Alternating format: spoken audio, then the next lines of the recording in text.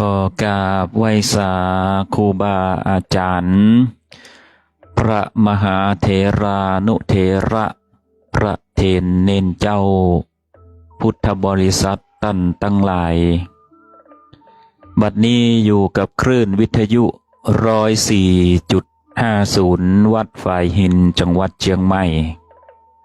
สถานีวิทยุเพื่อการศึกษาพระพุทธศาสนาและวัฒนธรรมเมตตาโดยท่านพระครูสมุวิสุวัตรวรกิจโจเจ้าอาวาสวัดฝ่ายหินผู้อำนวยการสถานีวิทยุแห่งนี้ตอนนี้อยู่กับอาตมาภาพพระชัยวัฒนชโยในรายการวาทธรรมนำใจจัดในทุกวันอาทิตย์ตั้งแต่เวลา 8 นาฬิกาจนถึง 10 นาฬิกาใช้เวลาอยู่ด้วยกันดำเนินรายการนี้เป็นเวลา2 ชั่วโมงศรัทธาท่านทั้งหลายขอเจริญพรทุกคนทุกท่านที่ได้สดับรับฟังอาตมภาพในวันอาทิตย์ทุกวันอาทิตย์ 8 โมงถึง 10 โมงในรายการวาทธรรมนำใจเอาหลักธรรมคำสอนของพระชินวรองค์พระสัมมาสัมพุทธเจ้าเอาไว้ในอกในใจประคับประคองชีวิตจิตใจด้วยหลักธรรมคำสอนทุกๆวันอาทิตย์ก็จะได้มาพบกันก็จะมีการออนไลน์ผ่านทางเฟซบุ๊กของอาตมาภาพแล้วก็ออกรายการคลื่นวิทยุ104.50แล้วก็เชื่อมไปยังลงYouTube นะมีการแพร่ไปยัง YouTube ด้วยสำหรับผู้ที่อยากจะเห็นหน้าท่าตา ว่าพระอาจารย์ชัยวัฒนะนี่เป็นอย่างใดนั้นก็สามารถเสิร์ชหาได้เฟซบุ๊กกับชื่อว่าชัยวัฒนะชัยโยชัยนี่ก็ไม้สระไอสระไอไม้มะลัยชอช้างยอยักษ์วัดก็ไม้หันวอแหวนไม้หันทอผู้เท่านอเนนสระอะต่ออีก็น่าจะขึ้นละ ถ้าพิมพ์ถูกนะก็มาเห็นหน้าท่าตากันได้ สำหรับวันนี้ก็จะมีเนื้อหาสาระธรรม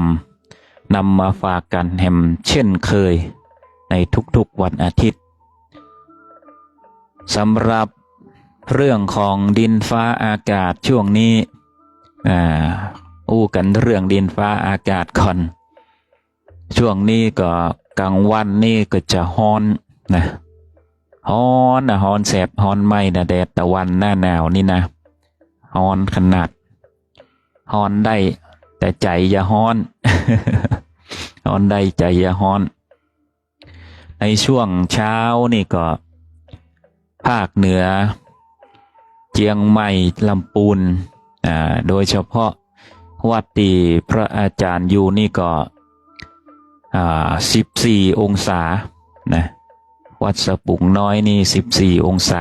15 องศาพยากรณ์อากาศเปิ่นบอกว่าจะต่ำสุดนี่จะลงมาแหม11-12 องศาในบางพื้นที่แต่สำหรับลำพูนนี่อุณหภูมิจะอยู่ประมาณ14 องศาในตอนเจ้าแต่ถ้าส่วนกลางวันนี่ก็ปุ่นเนอร์30 องศา29-30 องศาแล้วก็แดดหน้าหนาวนี่มันแห้งแดดแห้ง แดดแสบแดดไหม้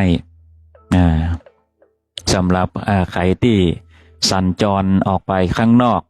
ก็จะสัมผัสได้ว่าอากาศมันเปลี่ยนแปลงอย่างรวดเร็วกลางวันนี่ร้อนแสบร้อนไหม้รวมไปถึงฝุ่นละอองตัวฝุ่นละอองก็ต้องใส่แมสนะศรัทธาท่านทั้งหลายใส่แมสนี่ก็ช่วยได้เยอะป้องกันฝุ่นป้องกันโรคนะป้องกันฝุ่นป้องกันโรคใส่ไว้ก็ดี เพราะว่าจะเป็นการรักษาสุขภาพที่ดีตัวใส่ไปเตอะถึงแม้ว่าโรคภัยไข้เจ็บโควิดอย่างต่างๆโรคไข้หวัดมันจะจางหายไปแต่เราก็ต้องรักษาในเรื่องของสุขภาพร่างกายอาการติดเชื้อการฝุ่นนะฝุ่นเดียวกับ PM ช่วงนี้ก็จะเข้าแล้งก็จะใบไม้อย่างก็จะหล่นปุ๊บก็จะเป็นไฟป่าก็จะเป็นหมอกเป็นควันมาเต่าเตือนนั่นก็ยังมีควันรถนะควันลาไขที่อยู่ในเมืองเชียงใหม่ก็ต้องระมัดระวังในเรื่องของฝุ่นควันฝุ่นละอองตัวเพื่อเป็นการรักษาสุขภาพให้ดีแล้วก็ในเรื่องของไข้หวัดนะไข้หวัดใหญ่ก็ยังมีอยู่ก็ต้องรักษาสุขภาพตัวอโรคยาปรมาราภาการบ่มีโรคนั้นเป็นเรื่องอันประเสริฐนะศรัทธาท่านทั้งหลายต้องรักษาสุขภาพกันตัวเพราะว่าถ้าหากว่าเจ็บป่วยขึ้นมาก็จะเสียเวลาในการรักษาเสียเวลาในการทำงานฉะนั้นจะต้องรักษาตัวตนให้ดีรักษาร่างกายให้ดีปะเต้าเตือนนั้นก็ต้องรักษาจิตรักษาใจให้ดีถ้าจิตใจดีร่างกายก็ดีจิตใจสุขภาพทางจิตทางใจดีร่างกายมันก็ผ่องใสศรัทธาท่านทั้งหลายฉะนั้นเราจะต้องรักษาทั้งจิตใจและร่างกายไปพร้อมๆกันรักษาจิตรักษาใจการที่เราใช้ชีวิตอยู่บนโลกนี้นั่นเราจะต้องรักษาด้วยศีล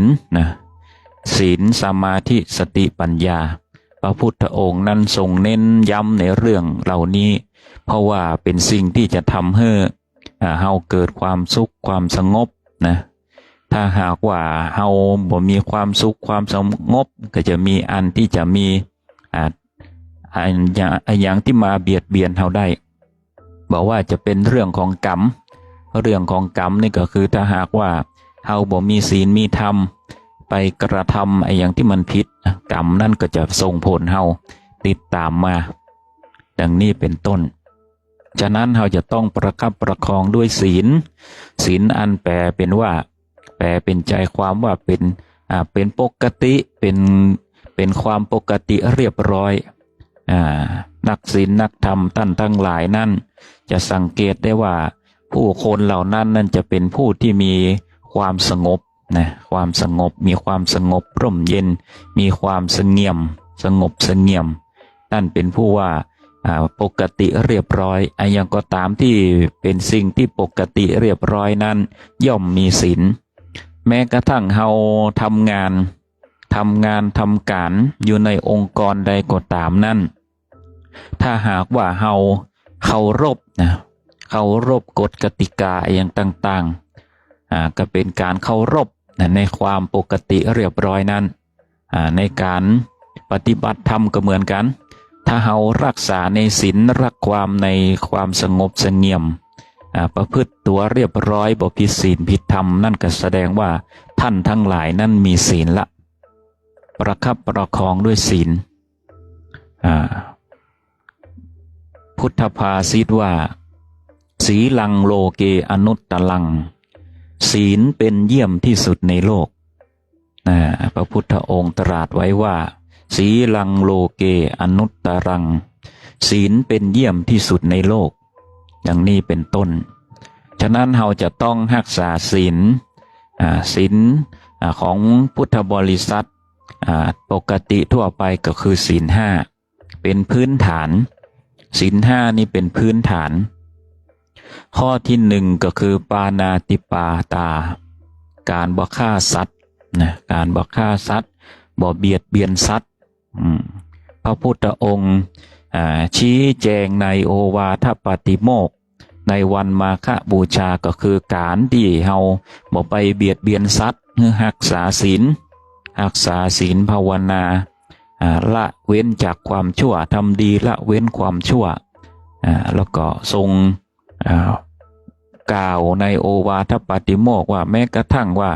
สมณะผู้เบียดเบียนนะสมณะผู้เบียดเบียนฆ่าสัตว์ไม่ถือว่าเป็นสมณะเลยนะศรัทธาท่านทั้งหลายในโอวาทปาติโมกข์ซึ่งพระพุทธองค์เน้นย้ำนะในเรื่องของการเบียดเบียนผู้อื่นนั่นเป็นบาปฉะนั้นเราจะต้องมีเมตตาซึ่งกันและกันบ่เบียดเบียนกันบ่เบียดเบียนกันซึ่งกันและกัน อันจะทำให้เกิดเป็นเวรเป็นกรรมเป็นบาปนะสร้างบาปสร้างกรรมเพราะว่าคนเฮานั่นนี่พระพุทธองค์ชี้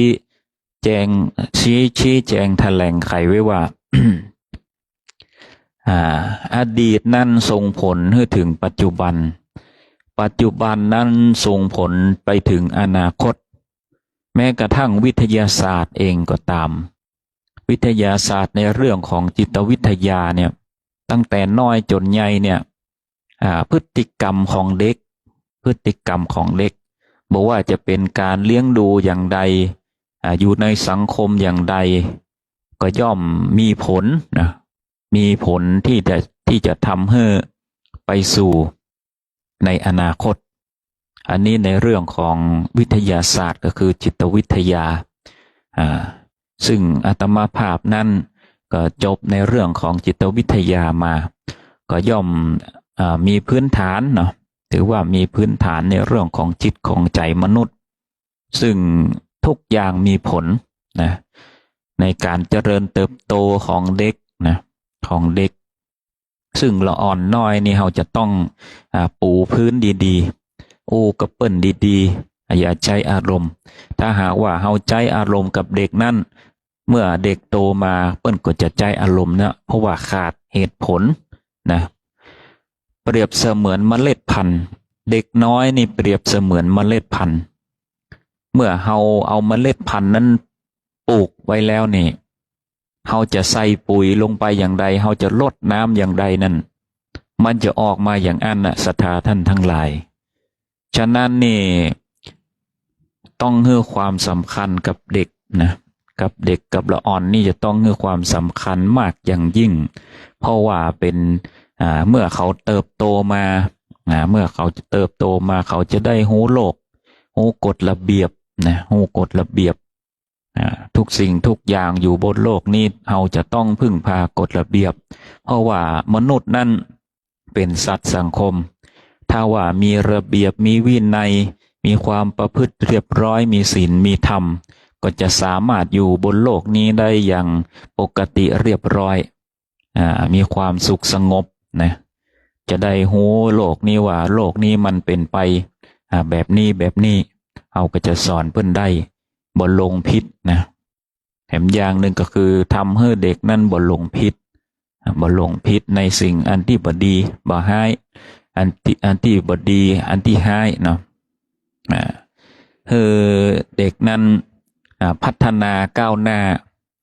ไปในศีลธรรมจริยธรรมต้องปลูกฝังตั้งแต่เด็กบอกว่าจะเป็นสถาบันครอบครัวโรงเรียนก็ตามก็ต้องปลูกฝังในเรื่องสิ่งเหล่านี้เด็กนั้นเมื่อโตขึ้นมาแหมน้อยนั่นก็ต้องฝึกให้เขานั้นคิดไปในทางที่บวกเสมอเพราะว่าบนโลกนี้นั่นนี่เราจะต้องคิดบวกเข้าไว้เพราะว่าจริงๆแล้วนั่นความวุ่นวายมันนักหนามหาศาลนะบนโลกใบนี้พระพุทธองค์ตรัสไว้ว่าโลกใบนี้นั่นมีแต่ความทุกข์นะนั่งเมินไปนั่งสมาธิเมินไปนี่ก็เกิดทุกข์เพราะว่าเกิดความปวดเมื่อยปวดล้าโอ้โหถ้าใครที่ฝึกสมาธินี่นั่งได้เป็นชั่วโมงนี่นะ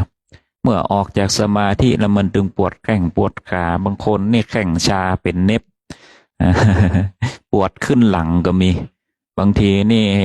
คนสูงอายุเนาะนั่งเมินไปก็จะเจ็บแข้งเจ็บขาลูกยืนย่อนั่งอย่างก็ลำบากอันนี้ก็เป็นทุกข์เปิ้นมองพระพุทธองค์เปิ้นสอนให้มองทุกข์แล้วก็วางมันไว้เมื่อรู้ว่ามันทุกข์ก็วางมันไว้วางด้วยความเฉยไปฮะนิ่งเฉยไปอย่างที่มันทุกข์ก็วางไว้ฮะเปรียบเสมือนกับเฮา อุ้มก้อนหินไว้เป็นชั่วโมงถ้าหากว่าใครที่ลองอุ้มก้อนหินไว้เป็นชั่วโมงนี่นะศรัทธาท่านทั้งหลายแขนมันจะล้าไปหมดอะเมื่อเกิดความล้านี่แม้กระทั่งหายใจยังลำบากอุ้มหินไว้หมอกหัวนี่นะศรัทธาท่านทั้งหลายบ่เชื่อลองพอเถอะลองปฏิบัติพอ อุ้มไว้สักชั่วโมงนี่มันถึงปวดแขนจากที่ปอยกได้เนี่ยมันจะล้าไปหมดนั่นแหละศรัทธาท่านทั้งหลายพระพุทธองค์ให้มองความทุกข์นั้นเป็นสิ่งอันหนักเมื่อรู้ว่าสิ่งอันหนักนั้นควรที่จะวางมันปวดมันล้ามันทรมานก็ต้องควรที่จะวางไว้ให้มันสบายเปรียบเสมือนกรรมที่ว่ายกภูเขาออกจากอกนะยกภูเขาออกจากอกนั่นแสดงว่าผู้ที่เอ่ยคำนี้นั่นมีความทุกข์มาก่อนเมื่อแก้ไขปัญหาด้วยสติปัญญาแล้วนั่นก็เปรียบเสมือนที่ยกภูเขาออกจากอกยกภูเขาออกจากอกทุกคนนั้นพระพุทธองค์ว่ามีกรรมเป็นของตนนั่นก็แสดงว่าทุกคนนั้นมีความทุกข์บางคนก็ทุกข์มากบางคนก็ทุกข์น้อยแต่ละความคิดคนเฮานั่นบ่เหมือนกันสถานการณ์เดียวกันก็อาจจะบ่เหมือนกันเพราะว่าคนเฮานั่นมีความอดทนนั่นต่างกันบางคนนี่ทำงานสิ่งใดสิ่งหนึ่งที่หนักบางคนก็ว่าสบายบางคนก็ว่ามันหนักเกินนี่แหละศรัทธาท่านทั้งหลายความคิดคนเฮานั่นมันตึงบ่เหมือนกันเพราะว่าไอ้อย่างก็ตามในบนโลกใบนี้เนี่ยต้องเพียรพยายามต้องมีความอดทนคือขันติไว้เป็นที่ตั้งต้องมีขันติบอกว่าทำไอ้อย่างก็ตามทำให้สุดกำลังเพราะเฮาเกิดมาเป็นมนุษย์นั้นเป็นผู้มีปัญญาเป็นมนุษย์ที่สมบูรณ์แบบได้เป็นผู้ที่คนที่จะเป็นผู้ที่เป็นมนุษย์สมบูรณ์ได้โดยสมบูรณ์แบบคือความอดทนและความเพียรพยายามซึ่งจะแสดงให้เห็นนะว่ามนุษย์เป็นผู้ประเสริฐกว่าสัตว์ก็คือมีความตั้งใจเพียรพยายามนี่แหละคือสิ่งที่ต่างจากสัตว์ทั้งหลายพระพุทธองค์ว่ามนุษย์นั่นเป็นสัตว์ประเสริฐซึ่งสัตว์ประเสริฐนั้นมนุษย์นั้นแตกต่างจากสัตว์ก็เพราะว่ามีจิตใจมีความนึกคิดมีสติปัญญาได้สามารถเรียนรู้และบรรลุหลักธรรมได้ซึ่งสัตว์บ่สามารถที่จะทำได้แบบนี้สัตว์นั้นมีขันธ์มีธาตุเหมือนกันแต่ว่าขาดเรื่องของจิตแล้วก็เจตสิกประกอบมีวิญญาณครองเหมือนกันแต่จะให้สมบูรณ์อย่างมนุษย์นั้นเป็นไปบ่ได้เพราะว่ามนุษย์นั้นถูกสร้างขึ้นมาให้ครบโดยธาตุต่างๆประกอบด้วยจิตและเจตสิกนั่นก็คือเมื่อจิตเกิดขึ้นแล้วเนี่ยจิตเกิดขึ้นเจตสิกนี่ก็เกิดขึ้นเจตสิกนี่เปรียบเสมือนตัวบงการ ตัวบงการตัวกระซิบเลยว่าควรจะทำดีหรือทำบ่ดีจะเป็นอกุศลหรือว่ากุศลเจตสิกนี่จะเป็นตัวบังคับนะจะเป็นตัวบังคับจิตถ้าจะย้อนไปในเรื่องของการกำเนิดเป็นมนุษย์นี่เมื่อเฮานี่ธาตุรอมรวมกันปฏิสนธิรอมรวมกันอยู่ในท้องแม่มารดานั้นจะมีธาตุดินน้ำลมไฟประกอบเข้าด้วยกันเมื่อประกอบเข้าด้วยกันแล้วจะมีจิตครองเมื่อมีจิตครองแล้วเรียกว่าสิ่งมีชีวิตสิ่งมีชีวิตโดยมีจิตครองเมื่อมีจิตครองแล้วสิ่งที่ประกอบขึ้นคือสัมปยุตคือประกอบกันเมื่อประกอบกันปุ๊บนี่ก็จะมีเจตสิกเกิดขึ้น เจตสิกนั่นเปรียบเสมือนเขาฮ้องว่าสัญชาตญาณสัญชาตญาณความเป็นมนุษย์ซึ่งสัญชาตญาณความเป็นมนุษย์นั่นก็คือความอยากเป็นอยากมีอยากได้อยากกินทุกสิ่งทุกอย่างตัณหากิเลสตัณหาทุกสิ่งทุกอย่างเกิดจากเจตสิกบอกว่าเฮาทุกสิ่งทุกอย่างศรัทธาท่านทั้งหลายลองตั้งสมาธิดูคนเฮาทุกวันนี้มีความอยากอย่างพ่องหนึ่งอยากเข้าอยากนามอยากร่ำอยากรวยอยากมีบ้านอยากมีรถอยากมีลูกอยากมีเต้าอยากมีครอบครัวความอยากเหล่านั้นศรัทธาท่านทั้งหลายนั่นคือเจตสิกคือความอยากเบื้องต้นในจิตในใจเป็นพื้นฐานของมนุษย์แม้กระทั่งความอยากบางสิ่งบางอย่างนั้นในเรื่องของตัณหานั้นบ่มีไผสอนมันก็เกิดขึ้นเองความโกรธความเกลียดนั้นบ่มีไผสอนมันก็เกิดขึ้นเองความโศกความเศร้าบ่มีไผสอนมันก็เกิดขึ้นเองนี่แหละศรัทธาท่านทั้งหลายสิ่งที่บ่มีในสัตว์มันมีในมนุษย์นะซึ่งเป็นความแตกต่างระหว่างคนและก็สัตว์ดังนี้และมนุษย์นั้นสามารถแยกดีชั่วได้พระพุทธองค์ยังพูดแถมว่าคนที่บ่ดีเหี่ยเลยนั่นจะบ่มีข้อดีเลยบ่มีฉะนั้นนั่นคนบ่ดีเหี่ยเลยนั่นจะมีข้อดีอยู่หนึ่งข้ออย่างน้อยก็ต้องมีหนึ่งข้อถึงแม้ว่าเขาบ่ดีเหี่ยเลยนะศรัทธาท่านทั้งหลายเขาจะมีข้อดีอยู่หนึ่งข้อจะบ่มีศูนย์เพราะว่าเจตสิกนี่คนเฮาเกิดขึ้นมาแล้วนี่มันมีสัญชาตญาณในการคิดอกุศลและกุศลสองอย่างนี่ปรุงแต่งอยู่ด้วยกันเจตสิกนี่ก็เปรียบเสมือนว่าเป็นทั้งเทวดาแล้วก็เป็นมารคอยกระซิบถ้าเหตุการณ์นี้เฮาบ่พอใจสมมติว่าเหตุการณ์นี้นี่เขาว่าให้เฮาบ่ดีเขาด่าเขาว่าเฮาบ่ดีเจตสิกนี่จะไปกระซิบกับจิต เจตสิกนี่ก็จะไปกระซิบว่า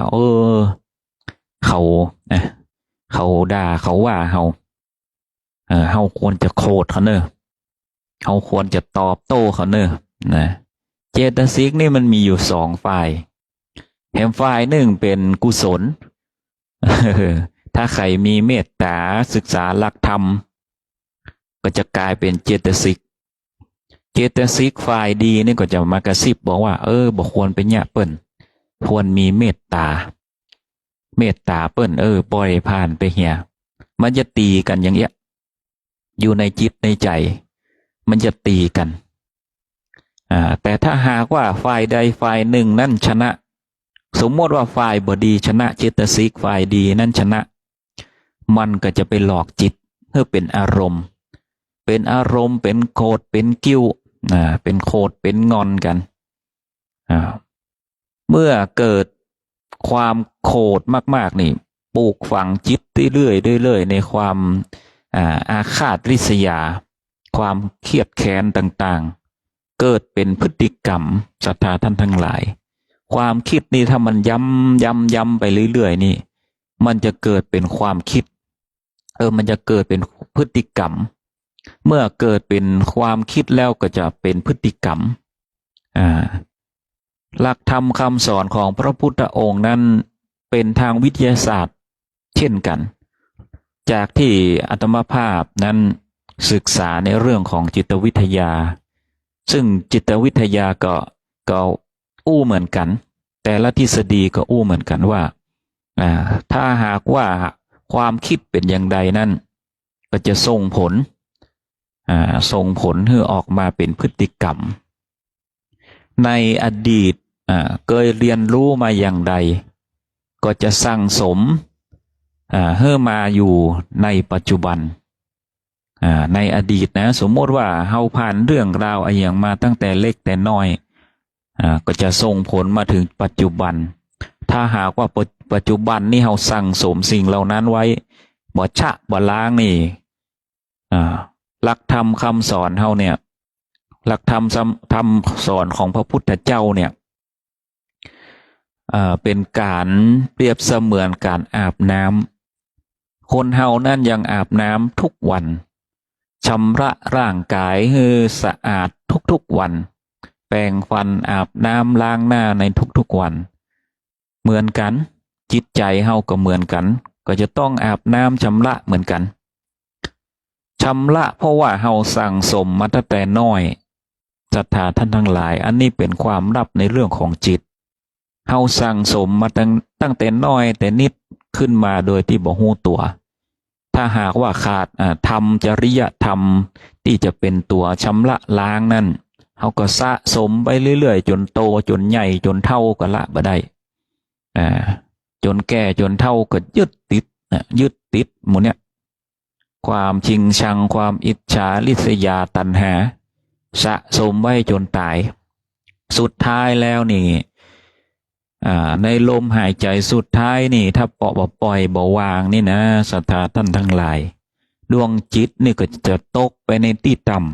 ำพระพุทธเจ้าว่าดวงจิตเฮานี่จะตกไปในที่ต่ำเพราะว่าคิดอกุศลมีจิตใจที่บ่สะอาดบ่ชำระตัวเองบ่ชำระในชาตินี้ก็ยกเอาไปชาติหน้ายกเอาไปชาติหน้าถ้าหากว่าใครเป็นคนเครียดแค้นริษยาถ้ายังมีบุญได้เกิดไปเป็นคนนะศรัทธาท่านทั้งหลายยังมีบุญได้เกิดเป็นคนผู้นั้นนี่ก็จะมีความคิดอย่างเงี้ยเป็นคนปากไวเป็นคนขี้จมขี้แจ้งเปิ้นติดตัวไปในวันข้างหน้าบางคนนี่ตกอบายภูมิเป็นสัตว์นรกเป็นเดรัจฉานเป็นสัตว์เดรัจฉานเป็นหมูเป็นหมาอยู่มาได้ก็เห่าอยู่มาได้ก็หอนใครกายไปใครมาก็เห่าอันนี้แหละศรัทธาท่านทั้งหลายนี่นะคนเฮาที่บ่สำรวมกายวาจาใจกายวาจาซึ่งว่าศีลข้อที่สี่นี่คือมุสาวาทาก็คือการที่จะกล่าวร้ายเปิ้นพ่องเป็นคนโกหกหลอกลวงพ่องการกล่าวร้ายนี่เป็นสิ่งที่อันตรายที่สุดพระพุทธองค์ว่าลิ้นมนุษย์นี่เปรียบเสมือนคมดาบคมหอกคมดาบถ้าอย่างบดีออกไปนี่มันไปทิ่มแทงคนอื่นซึ่งเป็นการสร้างเวรสร้างกรรมซึ่งกันและกันเป็นสิ่งที่ทำให้ยึดติดนะในความโกรธความแค้นนั้นออกมาเป็นวาจาซึ่งเป็นการบ่สำรวมวาจาก็จะตกอบายภูมิเป็นหมูเป็นหมาเป็นสัตว์อย่างที่มันคอยใช้เสียงอยู่ตลอดเวลาอันนั้นเป็นกรรมอย่างหนึ่งเป็นกรรมอย่างหนึ่งที่มีผลถ้าหากว่าเกิดไปชาติหน้าบางทีก็มีอย่างที่บ่ครบ32ประการไปอันนี้ก็เป็นเรื่องของกรรมของเวรที่มีส่งผลพระพุทธองค์สอนเหล่าสาวกต่างๆนานาว่ามนุษย์นั่นทำไมเกิดมาบ่เหมือนกันบางคนหน้าตาดีบางคนหน้าตาเรางามบางคนมีสติสัมปชัญญะมีปัญญาดีบางคนนี่เปรียบเสมือนบัวสีเหล่าบางคนก็อยู่ใต้ตมซอนอย่างนี้ก็ตึงบ่เข้าสอนซ้ายทะลุหูออกหูขวาไปเหี่ยอันนี้เป็นบัวใต้ตมจมอยู่ในขี้เปอะขี้ตมไว้น่ะตึงบ่ได้พุทธได้เกิดแล้วก็บ่ทำให้ตัวเองนั้นได้งอกได้เงยด้วยเป็นผู้ที่บ่ชอบงอกเงยจมอยู่ในหั่นน่ะจมอยู่ในขี้ตมหั่นน่ะเปิ้นว่าเปิ้นซ้อนอย่างก็ทะลุหูซ้ายทะลุหูขวาไปเหี่ยดีแหมน้อยคือโผล่มาจากตมพอโผล่มาได้ปุ๊บฟังได้เหี่ยน้อยเอาละละขว้างสิ่งดีๆไปเหี่ยฟังเหี่ยน้อยเอาละบัวอันที่จะพ้นน้ำอันที่สามนี่กำลังจะพ้นน้ำก็ยังดียังได้ฟังกรรมหลักธรรมคำสอนยังฟังคนอื่นอยู่ นะมีสติปัญญาดีอยู่เกือบจะพ้นละถ้าหากว่ามีครูบาอาจารย์ดีรับฟังคนอื่นก็จะสามารถที่จะพ้นขึ้นเหนือน้ำได้ก็จะบ่เป็นเหยื่อของปลาของแมลงที่เป็นแมลงน้ำนี่มันจังกัดจังคบเพื่อเน่าก็ยังบ่พ้นอันตรายแต่สำหรับคนที่มีปัญญาดีนั่นนี่มันพ้นออกมาสังเกตศรัทธาท่านทั้งหลายบัวเมื่อพ้นออกจากน้ำแล้วนี่สิ่งที่จะมาตอมนี่คือผึ้งผู้ผึ้งนี่เป็นสัตว์เป็นแมลงที่สะอาดนะศรัทธาท่านทั้งหลายจะคอยมาเก็บเกสรมาเก็บน้ำผึ้งน้ำหวานเพราะว่าเป็นแมลงที่สะอาดซึ่งแสดงให้เห็นว่าเมื่อพ้นออกมาจากน้ำเนี่ยพ้นออกมารับแสงแดดนี่ชูช่อโอ้งามสดใสก็เป็นอันประโยชน์เป็นอันประโยชน์แก่ผู้พึ่งนะเมื่อพ้นออกมาด้วยปัญญานี่เป็นประโยชน์ต่อผู้อื่นแถมเป็นประโยชน์ต่อตัวเองเพื่อที่จะได้รับแสงสว่างเมื่อได้รับแสงสว่างดอกก็เบ่งบานเมื่อเบ่งบานก็ยังเพื่อผู้อื่นแถมนี่แหละศรัทธาท่านทั้งหลายคนเฮานี่นอกจากเกิดมาแล้วนี่ทำเพื่อตนเองหนึ่งแล้วก็ต้องทำเพื่อคนอื่นตัวหนึ่งฉะนั้นนี่รวมไปถึงการเมตตากรุณาพระพุทธองค์นั้นเน้นย้ำในเรื่องของมีความเมตตามีเมตตาต่อผู้อื่นมีความกรุณาต่อผู้อื่นเปรียบเสมือนพระพุทธองค์เมื่อสมัยพระพุทธกาลนั้นพระพุทธองค์นั้นตรัสรู้เป็นพระสัมมาสัมพุทธเจ้าพระพุทธองค์นั้นมีความเมตตาต่อเหล่าศิษย์สาวกเมื่อตรัสรู้แล้วยังนึกถึงลูกศิษย์ลูกหาก็เดินทางไปด้วยตนเองศรัทธาท่านทั้งหลายเดินเท้าเปล่าเนี่ยนะไปหาสาวกปัญจวัคคีย์ทั้งห้าไปโปรดด้วยความกรุณาว่าลดจากทิฏฐิมานะอันหลงผิดว่าเฮานี่ว่าพระพุทธองค์นั้นตอนแรกนั่นบ่เชื่อว่าพระพุทธองค์นั้นได้ตรัสรู้ได้เรียกว่าท่านหลงผิดละที่ได้ละความเพียรในการทนทุกขกิริยาพราหมณ์เหล่านั้นปัญจวัคคีย์เหล่านั้นนั่นว่าพระพุทธเจ้าว่าท่านนี่ละจากความเพียรในขณะที่ทนทุกขกิริยาอยู่นั้นพระพุทธองค์นั้นทนทุกขกิริยาต่างๆนานาบ่กินข้าวบ่กินน้ำมีวันหนึ่งนะพระพุทธองค์นั้นได้ยินเสียงพิณล่องมีคนเล่นเสียงมันล่องมาพิณ3 สายนั่นนะบางตำรับตำราคัมภีร์ก็ว่าพระอินทร์ตะแหลงมาเล่นพิณ3 สายนะในตำรับตำราบางอันเพิ่นว่าพิณสายหนึ่งนี่ฟังดูถ้าหากว่าพิณสายนี้นี่มันหย่อนไปก็ขาดระเบียบวินัยขาดความเรียบร้อยขาดระเบียบวินัยต่างๆนานาทำให้หย่อนยานเกินไปก็บ่ดีเปรียบเสมือนการปฏิบัตินั้นถ้าหากว่าหย่อนยานเกินไปก็บ่อยู่ในร่องในรอยบ่อยู่ในศีลในธรรมเห็มสายหนึ่งถ้ามันตึงไปศรัทธาท่านทั้งหลายพระพุทธองค์นั้นปฏิบัติทุกสิ่งทุกอย่างตามพราหมณ์ตามครูบาอาจารย์ศึกษามาหมดก็บ่ใจสักอย่างมันตึงไปพระพุทธองค์นั้นอดข้าวอดน้ำบางทีนี่นั่งสมาธิกำมือศรัทธาท่านทั้งหลายกำมือเล็บทะลุออกฝ่ามือเลยก็มีพระพุทธองค์ว่าโอ้มันตึงไปมันบ่ใจแล้วมันเป็นการทรมานตัวเองถ้าหากว่ามันตึงไปมันก็ขาดบ่ได้ประโยชน์อะไรหยัง สายพินที่มันขาดไปแล้วนั่นจะเล่นต่อก็ไม่ได้ละศรัทธาท่านทั้งหลายมันปุ๊ดมันขาดไปแล้วมันตึงไปพระพุทธองค์ก็เลยละการทนทุกข์กิริยานั่นก็คือการปล่อยวางการปล่อยวางก็คือดับทุกอย่างก่อนที่พระพุทธองค์นั้นจะตรัสรู้นั้นพระพุทธองค์ก็ทนทุกกิริยาทุกสิ่งทุกอย่างทำให้ร่างกายนั้นทนทุกข์พระพุทธองค์นั้นบ่สรรเสริญพิจารณาด้วยสติปัญญาของพระพุทธองค์แล้วนี่พระพุทธองค์ว่าบ่ใจละบ่ใจทางละบ่ใจทางละเพราะว่าทำให้ร่างกายนั้นเจ็บปวดทรมานขาดความอุดมสมบูรณ์ของร่างกายขาดอาหารสารอาหารต่างๆนานาทำให้ร่างกายนั้นทรมานเป็นทุกข์บ่ใจหนทางที่ดีเป็นสายพินที่ตึงเกินไปสายพินที่ตึงเกินไปนั่นทำให้ขาดเมื่อขาดแล้วก็บ่ได้มีประโยชน์อะไรอย่างพระพุทธองค์เปรียบดังนี้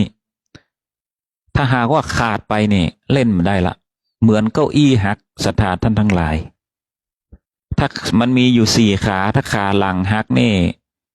แม้แต่อัตมภาพเองท่านนั่งอยู่นี่หงายท้องเลยทีเดียว ศรัทธาท่านทั้งหลายก็บ่สามารถที่จะประคับประคองตนเองได้พระพุทธองค์ก็เลยละจากทนทุกกิริยานั้นกลับมาฉันอาหารมากินข้าวกินน้ำปกติจนร่างกายนั้นสมบูรณ์แข็งแรงดีแล้วก็ปั้มเป่งโดยทางสายกลางนั้นก็เลยได้บรรลุตรัสรู้เป็นองค์พระสัมมาสัมพุทธเจ้าด้วยทางสายกลางอยู่ภายใต้ความเรียบง่ายโดยการปฏิบัติตัวตนนั้นเพราะว่าหูทุกข์แล้ววางแล้วหูทุกข์แล้วทุกข์นั่นก็คือพระพุทธองค์มองถึงทุกข์ก่อนในอริยสัจสี่พิจารณาโอ้ทุกข์เหลือเกินทนทุกขกิริยามานี่มันทุกข์เนาะทุกข์เหลือเกินร่างกายพายผอมก็ทุกข์เมื่อร่างกายพายผอมจะเอาไอ้อย่างมาหล่อเลี้ยงร่างกายเมื่อบ่มีสิ่งหล่อเลี้ยงร่างกายนี่ก็อยู่บ่ได้เมื่ออยู่บ่ได้ก็ปั้มเป่งเต่งทำไอ้อย่างก็บ่ได้ซึ่งเป็นอันที่บ่มีประโยชน์ฉะนั้นนี่คนเฮาจะอยู่ในความเป็นมนุษย์ได้นั้น จะต้องดูแลรักษาร่างกายให้ดีเมื่อร่างกายดีสุขภาพจิตสุขภาพใจก็ดีถ้าหากว่าร่างกายบ่ดีทนทุกกิริยาอย่างสมัยก่อนที่พระพุทธองค์นั้นทนทุกกิริยาต่างๆนานานั้นบ่สามารถที่จะทำให้บรรลุได้การบรรลุของพระพุทธองค์นั่นก็คือทำร่างกายให้ปกติเป็นปกติทุกอย่างฉันให้ครบอาหารให้ครบมีสารอาหารหล่อเลี้ยงสมองเพราะว่าแม้แต่จิตแม้แต่เจตสิกร่างกายนี่ร่างกายเฮานี่เป็นที่อยู่อาศัยของจิตนะฉะนั้นเฮาจะต้องประคับประคองไปด้วยกันร่างกายดีจิตดีตึงแต่ศรัทธาท่านทั้งหลายจากที่อาตมาภาพศึกษามาร่างกายดีจิตดีร่างกายดีสังเกตศรัทธาท่านทั้งหลายผู้ที่ปฏิบัติสมาธิภาวนากรรมฐานผู้ที่ปฏิบัตินะบ่ต้องเมินนานนัก10 นาที5 นาทีนั่งสูดลมหายใจเข้าลึกๆปล่อยออกสูดลมหายใจเข้าลึกๆปล่อยออกจะอธิษฐานหรือว่าใจบริกรรมอะไรอย่างก็ได้บางคนก็พุทโธพุทโธพุทโธหายใจเข้าพุทเนาะหายใจออกโธพิจารณาลมหายใจแบบนี้ไปเรื่อยๆบางคนก็ใจอิติปิโสโสติปิอิกลับกันแบบนี้ให้เกิดสมาธิพิจารณากรรมฐานแบบนี้ดูลมหายใจมันเข้าออกได้ตัวอีก็ดีและศรัทธาท่านทั้งหลายขอให้ปฏิบัติเพราะว่าถ้าหากว่าบ่ปฏิบัติเห็นเลยนี่บางทีนี่จิตใจเฮาไปตามอารมณ์นะศรัทธาท่านทั้งหลายฉะนั้นเฮาจะต้องมั่นนั่งสมาธิพ ประโยชน์ของการนั่ง นั่งสมาธินั่นก็เพื่อที่จะรู้ลมหายใจรู้จิตใจของตนเองบอกว่าจะทำอะไรอย่างก็ตามเนี่ยถ้าเรารู้จิตใจของตนเองว่าขณะนี้เราทำอะไรอย่างอยู่เราจะตั้งใจในการทำสิ่งนั้นๆถ้าเราบ่ฮู้ตัวนี่นะศรัทธาท่านทั้งหลายเราทำบางสิ่งบางอย่างเราทำอะไรอย่างไปนี่เลินเล่อประมาทนะบางคนนี่ทำกับข้าวอยู่ซอยจิ้นซอยผักซอยไปซอยมาซอยใส่มือตัวเก่าก็มีเลือดห้ำอีนะสถานท่านทั้งหลายเพราะว่าขาดสติจิตใจไม่ได้อยู่กับการบรรจงในการที่จะทำกับข้าวนึกไปทางอื่นเมื่อจิตใจล่องลอยไปทางอื่นนี่ก็จากที่ทำกับข้าวซอยจิ้นซอยพักก็ซอยมือตัวเก่าไปเหีย นี่แหละศรัทธาท่านทั้งหลายนี่นะคนเราจะต้องปฏิบัตินะปฏิบัติรู้ลมหายใจตนเองเพื่อเป็นการรู้จิตรู้ใจตนเองพิจารณาตนเองในวันหนึ่งนั่นคนเรานั้นคิดไปต่างๆนานาเป็นร้อยอันปันอย่างนี่เนี่ยสิ่งที่ทำให้เรานั้นฟุ้งซ่านทำให้เราฟุ้งซ่านกึดไปต่างๆนานาเมื่อคิดไปต่างๆนานาแล้วนั่นนี่มันบ่แค่เท่านั้นนะศรัทธาท่านทั้งหลายบางทีไปสะดุดกับจิตใจอันเป็นอกุศลก็ปรุงแต่งไปต่างๆนานาบางทีเปิ้นว่าด่าบางทีถ้าเรายึดในหลักศีลธรรมนี่เราก็ปล่อยวางได้แต่ถ้าหากว่าเราไปจินตนาการกึดไปต่างๆนานาว่าเปิ้นจังเฮากล้าเปิ้นด่าเฮาว่าเฮากล้าเปิ้นว่าเฮาร้ายแรงนะก็จะทำให้เกิดเป็นอกุศลเป็นความเครียดแค้นขึ้นเพราะว่าจินตนาการปรุงแต่งเข้าไปปรุงแต่งจิตนะเอาจิตนี่ไปผูกกับอารมณ์ผูกนักล้ำไปนี่ก็เป็นความเครียดแค้นซึ่งก็มีเรื่องราวต่างๆนานาตีออกข่าวกันก็เพราะว่าเนี่ยมันปรุงแต่งกันเยอะบ่ได้พิจารณาถึงจิตใจตนเองเพราะว่าปรุงแต่งกึดไปต่างๆนานาจินตนาการเก่งนะมนุษย์นี่นะ ศรัทธาท่านทั้งหลายอย่างที่อาตมาภาพไปตะกี้นั้นจิตสัมปยุตกับเจตสิกสัมปยุตนี่คือการปรุงแต่งนี่แหละศรัทธาท่านทั้งหลายปรุงแต่งมันปรุงแต่งให้ผสมกับอารมณ์เมื่อผสมกับอารมณ์แล้วอารมณ์ก็กลายเป็นพฤติกรรมนี่น่ากลัวศรัทธาท่านทั้งหลายบางคนนี่กึดนะกึดโกรธกึดแค้นผู้อื่นยังบ่น่ากลัวเท่าการแสดงพฤติกรรมออกมาแต่บางทีนี่มีแห่งประเภทหนึ่งก็คือการคิดไปจนถึงขั้นที่ว่าจิตไร้สำนึกลบล้างจริยธรรมน่ากลัวศรัทธาท่านทั้งหลายถ้าจิตลบล้างจริยธรรมมันมีระบบขั้นตอนของจิตอยู่เมื่อเกิดความคิดแค้นโกรธแค้นนี่สมองมันจะเชื่อมกันเซลล์สมองนี่มันจะจับกันมันจะเป็นยังมือเขาเนี่ยมันจะเป็นยังมือเขานี้มันจะมีหนวดเมื่อเราคิดเนี่ยคิดอกุศลพวกนี้มันจะพุดขึ้นมาเซลล์นั้นมันจะพุดขึ้นมาแล้วมันจะจับมือกันมันจะเชื่อมด้วยกันด้วยพลังคลื่นแม่เหล็กเชื่อมกันมันเชื่อมกันหลายๆตัวขึ้นนั่นแหละศรัทธาท่านทั้งหลายบุคคลเหล่านั้นนี่จะเป็นผู้ที่ทำผิดไปโดยไร้จิตสำนึกแม้กระทั่งทำให้ผู้อื่นได้รับความบาดเจ็บแม้กระทั่งทำให้ผู้อื่นนั้นเกิดความเสียอกเสียใจผู้คนเหล่านี้จะไร้จิตสำนึกจะบ่รู้สึกเลยทำผู้อื่นเจ็บปวดแค่ไหนก็จะบ่รู้สึกผู้คนเหล่านี้นี่อันตรายศรัทธาท่านทั้งหลายเพราะว่าขาดจริยธรรมเดิมก่อนนั้นนี่อาจจะเป็นผู้ที่มีจิตใจที่ดีอยู่แต่วันหนึ่งนี่เขาอาจจะเปลี่ยนไป ในบาลีเพิ่นว่ามืดมามืดไปมะโตมะตะปรยโนก็คือมืดมามืดไปถ้าหากว่าเป็นคนที่ถ้าหากว่าเป็นคนบดีมีพื้นฐานจิตสำนึกที่ต่ำแล้วก็อยู่ๆมาวันหนึ่งนี่ศึกษาหลักธรรมคำสอนมีหลักศีลหลักธรรมบอกว่าศาสนาใดก็ตามถ้าได้ศึกษาสิ่งอันดีอันชอบแล้วนี่ก็จะเป็นมะโตโชติปรยโนมะโตคือความมืดมะตะก็คือความมืดโชติคือโชติช่วงสว่างไสวฉะนั้นความดีนั่นก็เปรียบเสมือนความสว่างไสว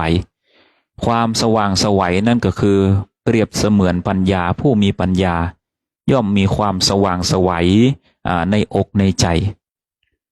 คนที่มีความสว่างไสวในอกในใจมีศีลธรรมมีปัญญานี่มันจะแสดงผลออกมาภายด้านนอกตัวผู้นั้นนี่จะมีผิวพรรณผ่องใสอันนี้ตามตำรับตำราคัมภีร์พระอรหันต์ทุกตนทุกองค์ในสมัยพระพุทธกาลนั้นท่านเหล่านั้นนี่มีหน้าตาผ่องใสมีหน้าตาผ่องใสผิวพรรณดีเปล่งประกายด้วยรัศมีบารมีแม้กระทั่งพระพุทธองค์นี่ประกายรัศมีนั้นแผ่ไพศาลแผ่ไพศาลโดยฉัพพรรณรังสีฉัพพรรณรังสีของพระพุทธองค์นั้นถ้าใครอยากรู้อยากเห็นนี่ดูลุงกินน้ำศรัทธาท่านทั้งหลายเรียบคล้ายๆกับลุงกินน้ำแต่มีความสว่างไสวเจิดจ้าเป็นสีประกายบางทีนี่ออกมานี่ยังปีกแมลงทับยังหางนกยูงนี่โอ้บางทีนะสีเขียวนี่นะสีเขียวนี่ยังปีกแมลงทับเมื่อสะท้อนแสงวิบวับออกมาประกายฉัพพรรณรังสีของพระพุทธองค์นั้นจะสามารถนี่ส่องสว่างได้จากจักรวาลหนึ่งไปถึงจักรวาลหนึ่งได้เลยอยู่ที่พระพุทธองค์นั้นจะกำหนดว่าจะแสดงเพื่อใครเห็นเท่าใดนั้นอยู่ที่พระพุทธองค์แต่ความรัศมีของพระพุทธองค์นั้นสว่างไสวเจิดจ้าเป็นอย่างยิ่งแม้กระทั่งพระอรหันต์ที่บรรลุพระอรหันต์เนี่ยก็มีความผ่องใสใบหน้ายิ้มแย้มแจ่มใสผุดผ่องนี่แหละศรัทธาท่านทั้งหลายมันออกมาทางกายภาพตัวแม้กระทั่งพฤติกรรมกิริยาต่างๆก็ออกมาผู้ที่มีจริยธรรมมีศีลธรรมนั่นจะอยู่ภายใต้ความปกติเรียบร้อย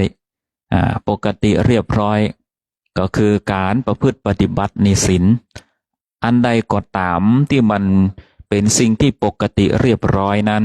ถ้าหากว่าพระพุทธองค์นั้นตราดพระวินัยไว้ทรงพระวินัยไว้เป็นพันข้อท่านทั้งหลายถ้าหากว่ารักษาในความเป็นปกติเรียบร้อยนั้นก็จะสามารถรักษาได้เป็นพันข้อได้เช่นกันสิ่งที่เป็นปกติเรียบร้อยเปรียบเสมือนศีลและธรรมนั่นก็คือบ่เบียดเบียนผู้อื่นบ่เบียดเบียนผู้อื่นโดยกายวาจาใจโดยกายวาจาใจซึ่งพระพุทธองค์นั้นเน้นย้ำเป็นอย่างยิ่งหัวใจหลักสำคัญของพระพุทธศาสนานั่นก็คือประพฤติดีละเว้นความชั่วก็คือทำดีละเว้นความชั่วนั่นเองนี่คือหัวใจหลัก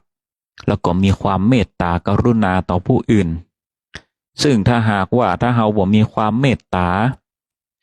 ความเมตตานี่แหละศรัทธาท่านทั้งหลายที่จะทำให้เรานั้นอยู่ร่วมกันได้ดี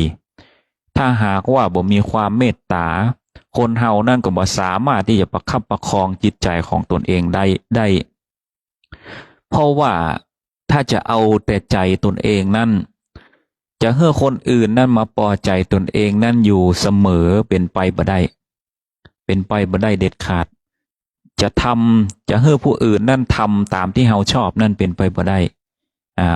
เมื่อผู้นั้นนี่ขาดความเมตตานั่นก็จะเกิดเรื่องเกิดราวขึ้นหลายๆคนหลายๆคลิปหลายๆข่าวในปัจจุบันนี่ก็เพราะว่านั่นบ่มีขาดก็เพราะว่าขาดเมตตานี่แหละศรัทธาท่านทั้งหลายเพราะว่าต้องการให้คนอื่นนั่นทำดังใจที่อยากจะให้มันเป็นบางคนนี่จับพวงมาลัยขับรถปุ๊บนี่โอ้หัวฮ้อนจากคนดิบดีๆนี่ลองไปนั่งหลังพวงมาลัยปุ๊บเป็นแฮมคนเลย เป็นแฮมคนวิญญาณพยามารเข้าสิงเลยใครปาดหน้าก็ไม่ได้ปาดหน้าปุ๊บนี่นะแจกสปะเนาะแจกสัตว์พ่องแจกสัตว์พ่องแจกอะไรอย่างหลายอย่างศรัทธาท่านทั้งหลายพอนั่งหลังพวงมาลัยนี่แหละศรัทธาทั้งหลายบางทีถ้าเป็นจิตใจคนอื่นบางทีเพิ่นอาจจะรีบอาจจะเร่งนะบางคนบางเหตุผลแล้วก็แหมอย่างหนึ่งก็คือบางคนนั่นก็ขาดปัญญาในทักษะการขับ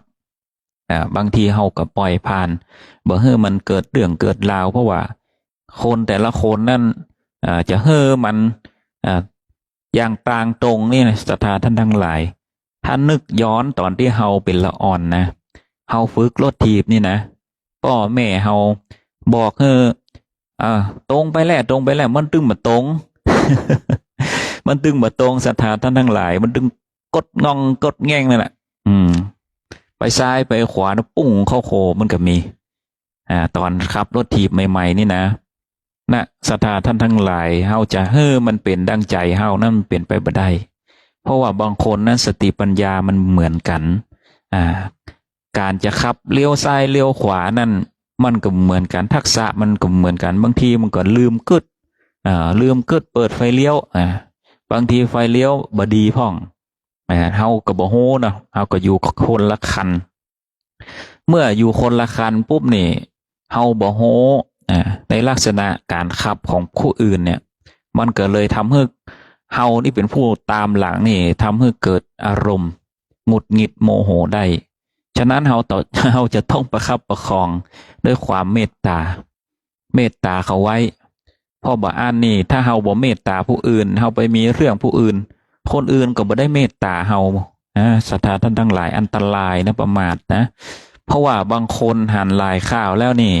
บางคนนี่ใจร้อนเปิ้นปาดหน้าลืมเปิดไฟเลี้ยวนี่จอดด่าเปิ้น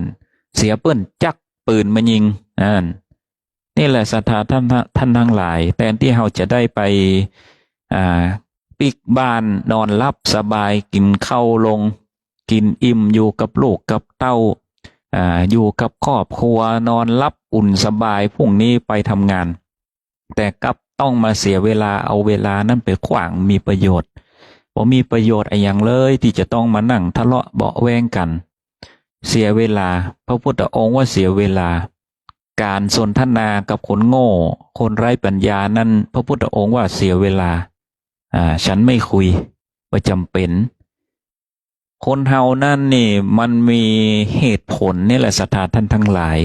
มนุษย์เฮานี่เป็นคนฉลาดเป็นผู้ที่มีความฉลาดเฮาเอาความฉลาดนี่แหละศรัทธาท่านทั้งหลายมาทะเลาะกันบางทีนี่เฮาทะเลาะกันด้วยเหตุผลแต่สำหรับคนที่บ่มีเหตุผลนั้นเฮายังปอวางได้เฮายังปอผ่านได้มองผ่านได้แต่สำหรับคนที่มีเหตุผลและมีเหตุผลนี่แหละศรัทธาท่านทั้งหลายอันตรายเพราะว่าเอาเหตุผลมาเถียงกันเมื่อเอาเหตุผลมาเถียงกันนี่บ่จบบ่มีทางจบแน่นอน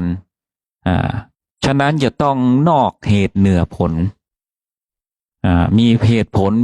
ลต่างคนต่างมีเหตุผลแล้วบ่จบแน่นอนฉะนั้นก็ต้องนอกเหตุเหนือผลเปลี่ยนเรื่องต้องเปลี่ยนเรื่องให้ไวหรือบางอันก็ถอยออกเนี่ยบางทีนี่ต้องเป็นพระคือผู้แพ้ แพ้เป็นพระชนะเป็นมารอันเนี้ยคือกรรมนี่แหละศรัทธาท่านทั้งหลายบางทีนี่บ่จำเป็นต้องชนะบางคนคู่ผัวเมียอยู่กันฮักกันแต่เวลาที่ทะเลาะกันนี่บ่ยอมกัน มื่อบ่ยอมกันแล้วก็เกิดทะเลาะทะเลาะวิวาทวะ ทะเลาะทะเลาะเบาะแวงกัน อืม เมื่อทะเลาะเบาะแวงกันนี่ พอหายปุ๊บก็กลับมาฮักกันอย่างเก่า แต่สิ่งที่เสียไปนั่นคือความรู้สึก คนเฮานั่นทะเลาะกันไปเรื่อยมันก็ยังจดจำอยู่ศรัทธาท่านทั้งหลาย ความฮักนั้นมันก็จืดกระจางแต่ว่านี่เป็นวันวาเลนไทน์เนาะเรื่องนี้เห็นน้อย เพราะว่าพระพุทธศาสนานั้นเขาก็สอนในเรื่องของความรักความเมตตาการครองเรือนพระพุทธองค์นี่สอนนะศรัทธาท่านทั้งหลายการครองเรือนในธรรมต่างๆนี่มีนักมากหลายเรื่องที่สอนในเรื่องของการครองเรือนว่าแม่หญิงควรจะปฏิบัติต่อสามีอย่างใดสามีควรปฏิบัติต่อภรรยาอย่างใดเพิ่นสอนนะศรัทธาท่านทั้งหลายลองศึกษาดูวันหลังอาตมาภาพมีเวลาก็จะได้นำมาบอกเล่าในเรื่องของการครองเรือนซึ่งการครองเรือนนั่นเฮาจะต้องปฏิบัติซึ่งกันและกันคือการเข้าอกเข้าใจคนเฮานั่นบอกว่าอยู่ในสถานะใดก็ตามหรือว่าเป็นใครก็ตามหรือว่าจะเป็นสามีและภรรยาก็ตามเพื่อน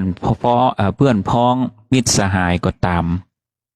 ฉะนั้นเราจะต้องมีความเข้าใจซึ่งกันและกันเห็นอกเห็นใจกัน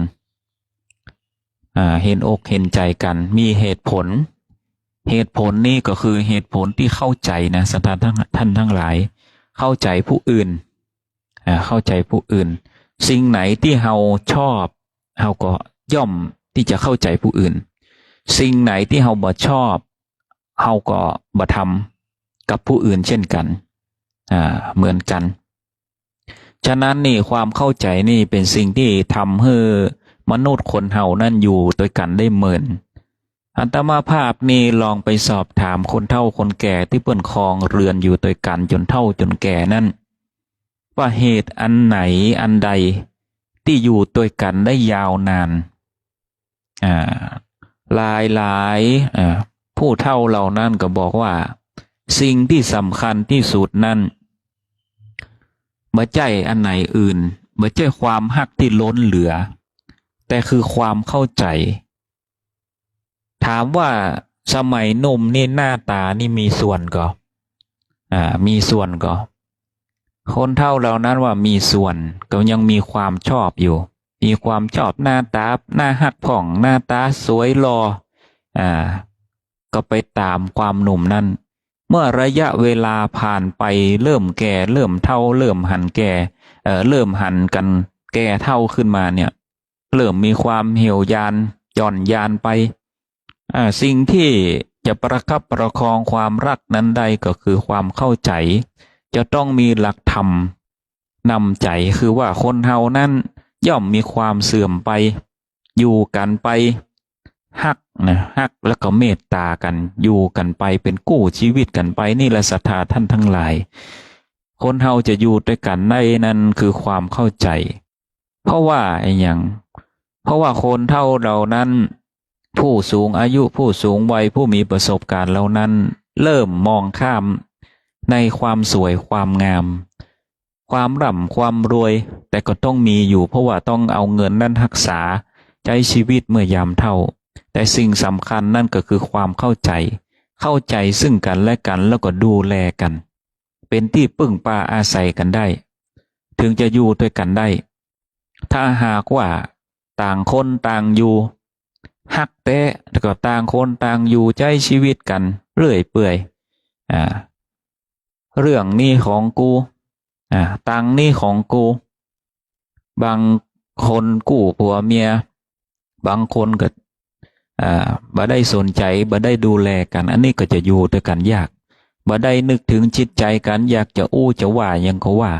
จะอู้คำหยาบคายกันก็ว่าอยากจะด่าก็ว่า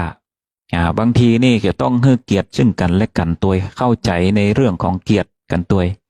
บางทีนี่อยู่กันเมินหลายปีก็เริ่มที่จะบ่ให้เกียรติกันบ่ให้เกียรติกันอู้จากันบ่ดีด่ากันพ่องว่ากันพ่องอันนี้ตามที่เคยได้ยิน ได้เห็นมานะศรัทธาท่านทั้งหลายบ่ได้ติเตือนเราจะกันบดีแต่เป็นสิ่งที่อัตมาภาพนั้นมองเห็นมองเห็นโดยผ่านมา เพราะว่าคนเฮานั่นจะต้องมีความรักความเมตตาความเข้าใจซึ่งกันและกันประคับประคองแม้กระทั่งลูกหลานตาลเต้าเฮาก็ต้องฮักต้องสอนเปิ้นดีๆอู้จาดีๆลงโทษก็ต้องลงโทษไปในทางที่ดีที่บวกสอนเปิ้นดีๆบางคนไปบุ๊บไปตีลูกเต้าเหล่าหลานพอเขียวพอแตกพอจำอันนี้ก็บ่ไหวก็จะทำให้เป็นปมที่ฝังอกฝังใจลูกหลานตาลเต้าท่านทั้งหลายฉะนั้นจะต้องสอนดีๆสอนด้วยเหตุด้วยผลบางคนละอ่อนอาจจะใจว่าจาบดีเถียงป่อเถียงแม่เถียงครูบาอาจารย์จะต้องผู้ใหญ่ก็ต้องกล้าแนะนำตัวต้องกล้าแนะนำกล้าสอนเปิ้นอย่างก็ตามที่เป็นสิ่งที่ดีนั่นจะต้องกล้าบอกกล้าสอนถ้าหากว่าเฮาบอกกล้าบอกกล้าสอนนี่ปล่อยไปเรื่อยๆนั่นก็จะเป็นทำให้เขานั่นมีผลต่อสังคมในการใช้ชีวิตในสังคมภายหน้าบอกว่าจะเป็นการอยู่กับเพื่อนบอกว่าจะเป็นการร่ำการเรียนอยู่ในสังคมการทำงานทุกอย่างมีผลที่จะส่งผลนั่นให้อยู่ในสังคมจะมีคนฮักหรือว่าบ่มีคนฮักนั้นอยู่ที่เฮาทั้งนั้นบางคนว่าฉันจะเป็นแบบนี้ฉันไม่แคร์เอาเตือนหน้าศรัทธาท่านทั้งหลายถ้าหาว่าบ่แคร์โลกนี่นะอยู่ไม่ได้เพราะว่าเฮาต้องทำมาหากินมนุษย์เป็นสัตว์สังคมบางทีก็ต้องแคร์สังคมเพราะว่าการดำเนินชีวิตบนโลกใบนี้นี่ถ้าบ่มีเพื่อนบ่มีฝูงนั่นคนโบราณเปิ้นว่ามาน้อยสู้มาหลายบ่ได้มานักนี่ยังบ่สู้มาหลายบ่ได้เพราะว่าเปรียบเสมือนว่าบ่มีเพื่อนบ่มีฝูงนั่นไปไหนมันบ่กุ้มก้นบ่มีใครช่วยนะการอยู่โลกใบนี้นั้นได้จะต้องมีกัลยาณมิตรที่ดีตัวมีเพื่อนมีฝูงที่ดีปากันไปในทางที่ดี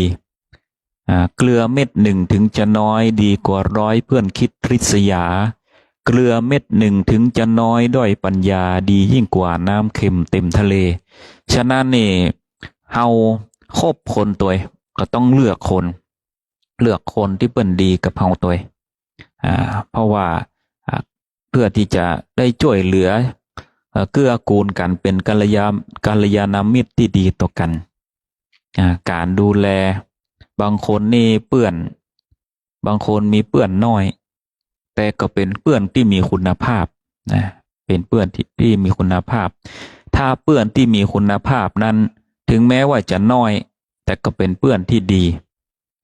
แต่ถ้าจะให้ดีมีเพื่อนดีให้มากนะศรัทธาท่านทั้งหลายมีเพื่อนมีฝูงช่วยกันประคับประคองอยู่ในโลกใบนี้นั่นคนเฮานี่จะขาดสังคมไปบ่ได้ฉะนั้นเฮาจะต้องแคร์โดยทำอะไรอย่างก็ต้องแคร์สังคมบอกว่าจะเป็นพระก็ตามจะต้องปฏิบัติดีปฏิบัติชอบอย่าให้โลกนั้นติเตือนได้อาตมาภาพนี้สอนคนอื่นได้ก็ต้องสอนตนเองได้เช่นกันเอาหลักธรรมคำสอนของพระพุทธองค์นั้นมาสอนจิตสอนใจตัวเองเช่นกันประคับประคองให้อยู่ในความบ่ประมาทคนเฮานั่นต่อให้ปฏิบัติดีแค่ไหนก็ตามถ้าหากว่าประมาทในศีลแล้วนี่ชิบหายเลยต้องใช้คำว่าอย่างนี้เพราะว่าอาจจะทำให้เฮานั่นหลงผิดคิดชั่วได้สิ่งที่น่ากลัวนั่นก็คือการประมาทนี่แหละศรัทธาท่านทั้งหลายทำดีมาสักเท่าใดก็ตามถ้าเฮาประมาททำชั่วนี่คนเปิ้นจะติติงติเตือนตอกย้ำเฮา คนเฮานี่ทำดีมา100 ครั้งนี่เปิ้นจะมองความเลวเฮาครั้งเดียวนี่จบเลยฉะนั้นเฮาจะต้องประคับประคองตนเองให้ดีที่สุดบ่ต้องทำให้บ่ต้องขอให้โลกนั้นดีกับเรา หลายคนหลายท่านนี่อัตมาภาพเห็นโพสต์เฟซขอให้โลกนั้นดีกับเรา ฉะนั้นนี่เฮาจะอ้อนวอนให้ไขมาฮักเฮาหรือว่าเป็นคนดีต่อเรานั้นเราจะต้องดีกับโลกก่อนเป็นพื้นฐานเราจะต้องดีกับตัวเองดีกับคนรอบข้างก่อนสร้างสภาวะแวดล้อมให้ดีก่อนเมื่อสร้างสภาวะแวดล้อมให้ดีจิตใจเฮาดีทุกอย่างมันจะดีแต่ถ้าหากว่าไผบ่ดีเฮาก็เดินหนีเหียอย่าไปถือสาถ้าเฮาถือสานั่นก็เอามาเป็น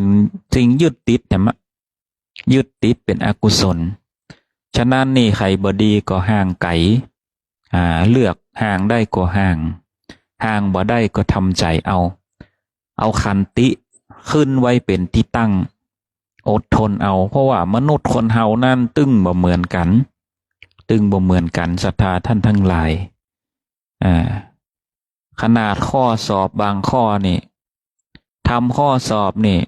ยังเถียงกันเลยว่าข้อนี้ถูกข้อนั้นถูกกอไก่ถูกขอไข่ถูกก็ตึงบ่เหมือนกันข้อสอบออกมาก็ตึงคะแนนก็ยังบ่เท่ากันศรัทธาท่านทั้งหลายก็เหมือนกันเป็นข้อชี้วัดได้เลยเป็นข้อชี้วัดได้เลยว่ามนุษย์คนเฮานั้นคิดบ่เหมือนกันบางคนนั่นคิดบ่เหมือนกันเฮาก็ไปโต้ไปแย้งเปิ้นกับมีปัญหาฉะนั้นเฮาอย่างที่มันบ่มีประโยชน์ก็บ่อู้สิ่งบ่มีประโยชน์สงบจิตสงบใจประคับประคองจิตใจกายวาจาใจให้อยู่ในความปกติเรียบร้อยให้จิตใจเฮานั่นงามก่อนพระพุทธองค์เน้นย้ำในความดีก็เพราะว่าต้องการสร้างโลกนี้ให้เกิดความสุขสงบถ้ามนุษย์คนเฮานี่มีความคิดไปในทางที่ดีเหมือนกันหมดนะศรัทธาท่านทั้งหลาย ก็จะทำให้เฮานั่นนี่อยู่ด้วยกันด้วยความสุขสงบนั่นนะความสุขสงบนั่นก็จะเกิดขึ้นเปรียบเสมือนในอนาคตการข้างหน้านี้สมัยพระศรีอริยเมตไตรยุคสมัยนั้นผู้คนจะก้าวกระโดดในเรื่องของสติปัญญาความคิดอันเป็นอกุศลนั่นความคิดบดีนั่นจะบ่หลุดลอดออกมาจากมนุษย์เลยในยุคของพระศรีอริยเมตไตรนั้นจะมีคนแต่คิดสิ่งดีๆมีเมตตาซึ่งกันและกันพระพุทธองค์ว่าผู้ที่จะเดินทางไปในยุคของพระศรีอริยเมตไตรนั้นคือผู้ที่รักษาศีล5เป็นนิจบำเพ็ญศีลและภาวนาบำเพ็ญศีลและภาวนาอยู่เป็นนิจก็คือรักษาศีลนั่นบางคนว่าต้องยึดในข้อ5ข้อนี้จริงๆหรือ5ข้อนี้เป็นข้อมาตรฐานที่ตั้งไว้แต่จริงๆแล้วศีลนั่นก็คือว่าคือการบ่เบียดเบียนผู้อื่นการโหดีโหชั่วโหจักกลัวบาปฮิริโอตปะคือการกลัวความชั่ววันวิตกต่อความชั่วถ้าหากว่าเฮาบ่วันวิตกก็กล้าที่จะทำความชั่วฉะนั้นต้องมีฮิริโอตปะประคับประคองอย่างสมมติว่าถ้าหากบ่มีฮิริโอตปะหันของเปิ้นวางไว้หั่นก็ใครได้ใครลักของเปิ้นใครได้ใครลักของเปิ้นบางคนนี่มีกู้มีกิมอยู่แล้วก็ใครได้ผู้อื่นอันเปิ้นมีกู้มีกิมอยู่แล้วก็คือผิดประพฤติผิดในกามก็ผิดข้อที่3ไปแหมฉะนั้นนี่เราจะต้องประคับประคองตนเองด้วยความเป็นปกติสุขบ่เบียดเบียนผู้อื่นตระหนักในข้อบาปตัว ก็จะทำให้เฮานั้นประคับประคองอยู่ในจริยธรรมที่ดีที่งามปัจจุบันนั้นข่าวมากมายในความบดีนั้นก็เพราะว่าอย่างเพราะมันเกิดนี่แหละศรัทธาท่านทั้งหลายเกิดสิ่งที่ขาดศีลธรรมนำใจนำใจตนเองไปในทางที่ดีเป็นอกุศลแต่ปัจจุบันนั่นคนเฮามันบ่กลัวบาปบ่เชื่อว่าบาปกรรมนั้นมีจริงในศรัทธาของพุทธบริษัทพระพุทธองค์ก็ชี้กล่าวไว้ว่ามนุษย์คนเฮานั้นจะต้องเชื่อในเรื่องของบาปของกรรมผลของกรรมตัวเพราะว่าความเชื่อของทางพระพุทธศาสนานั้นเน้นย้ำในเรื่องของกรรมของเวรเรื่องของกรรมของเวรกรรมนั้นตอบสนองเฮา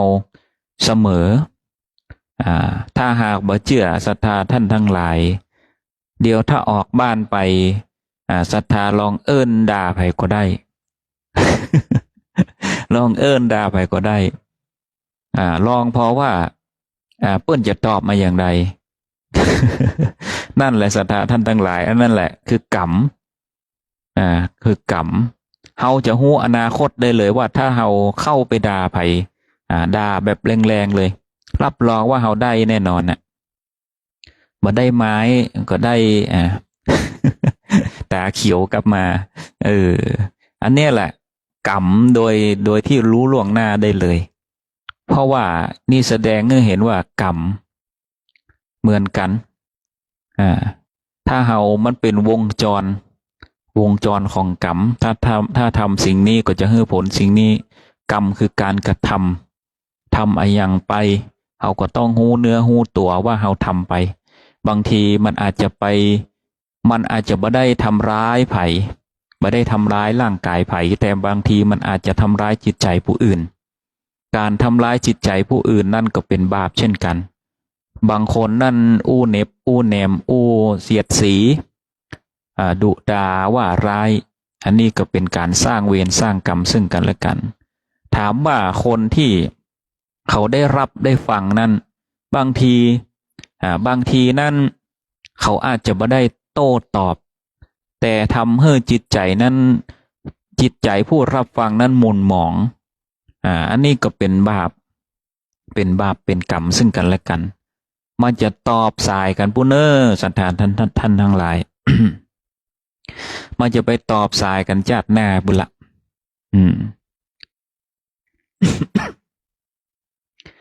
มันจะไปตอบสายกันในชาติหน้า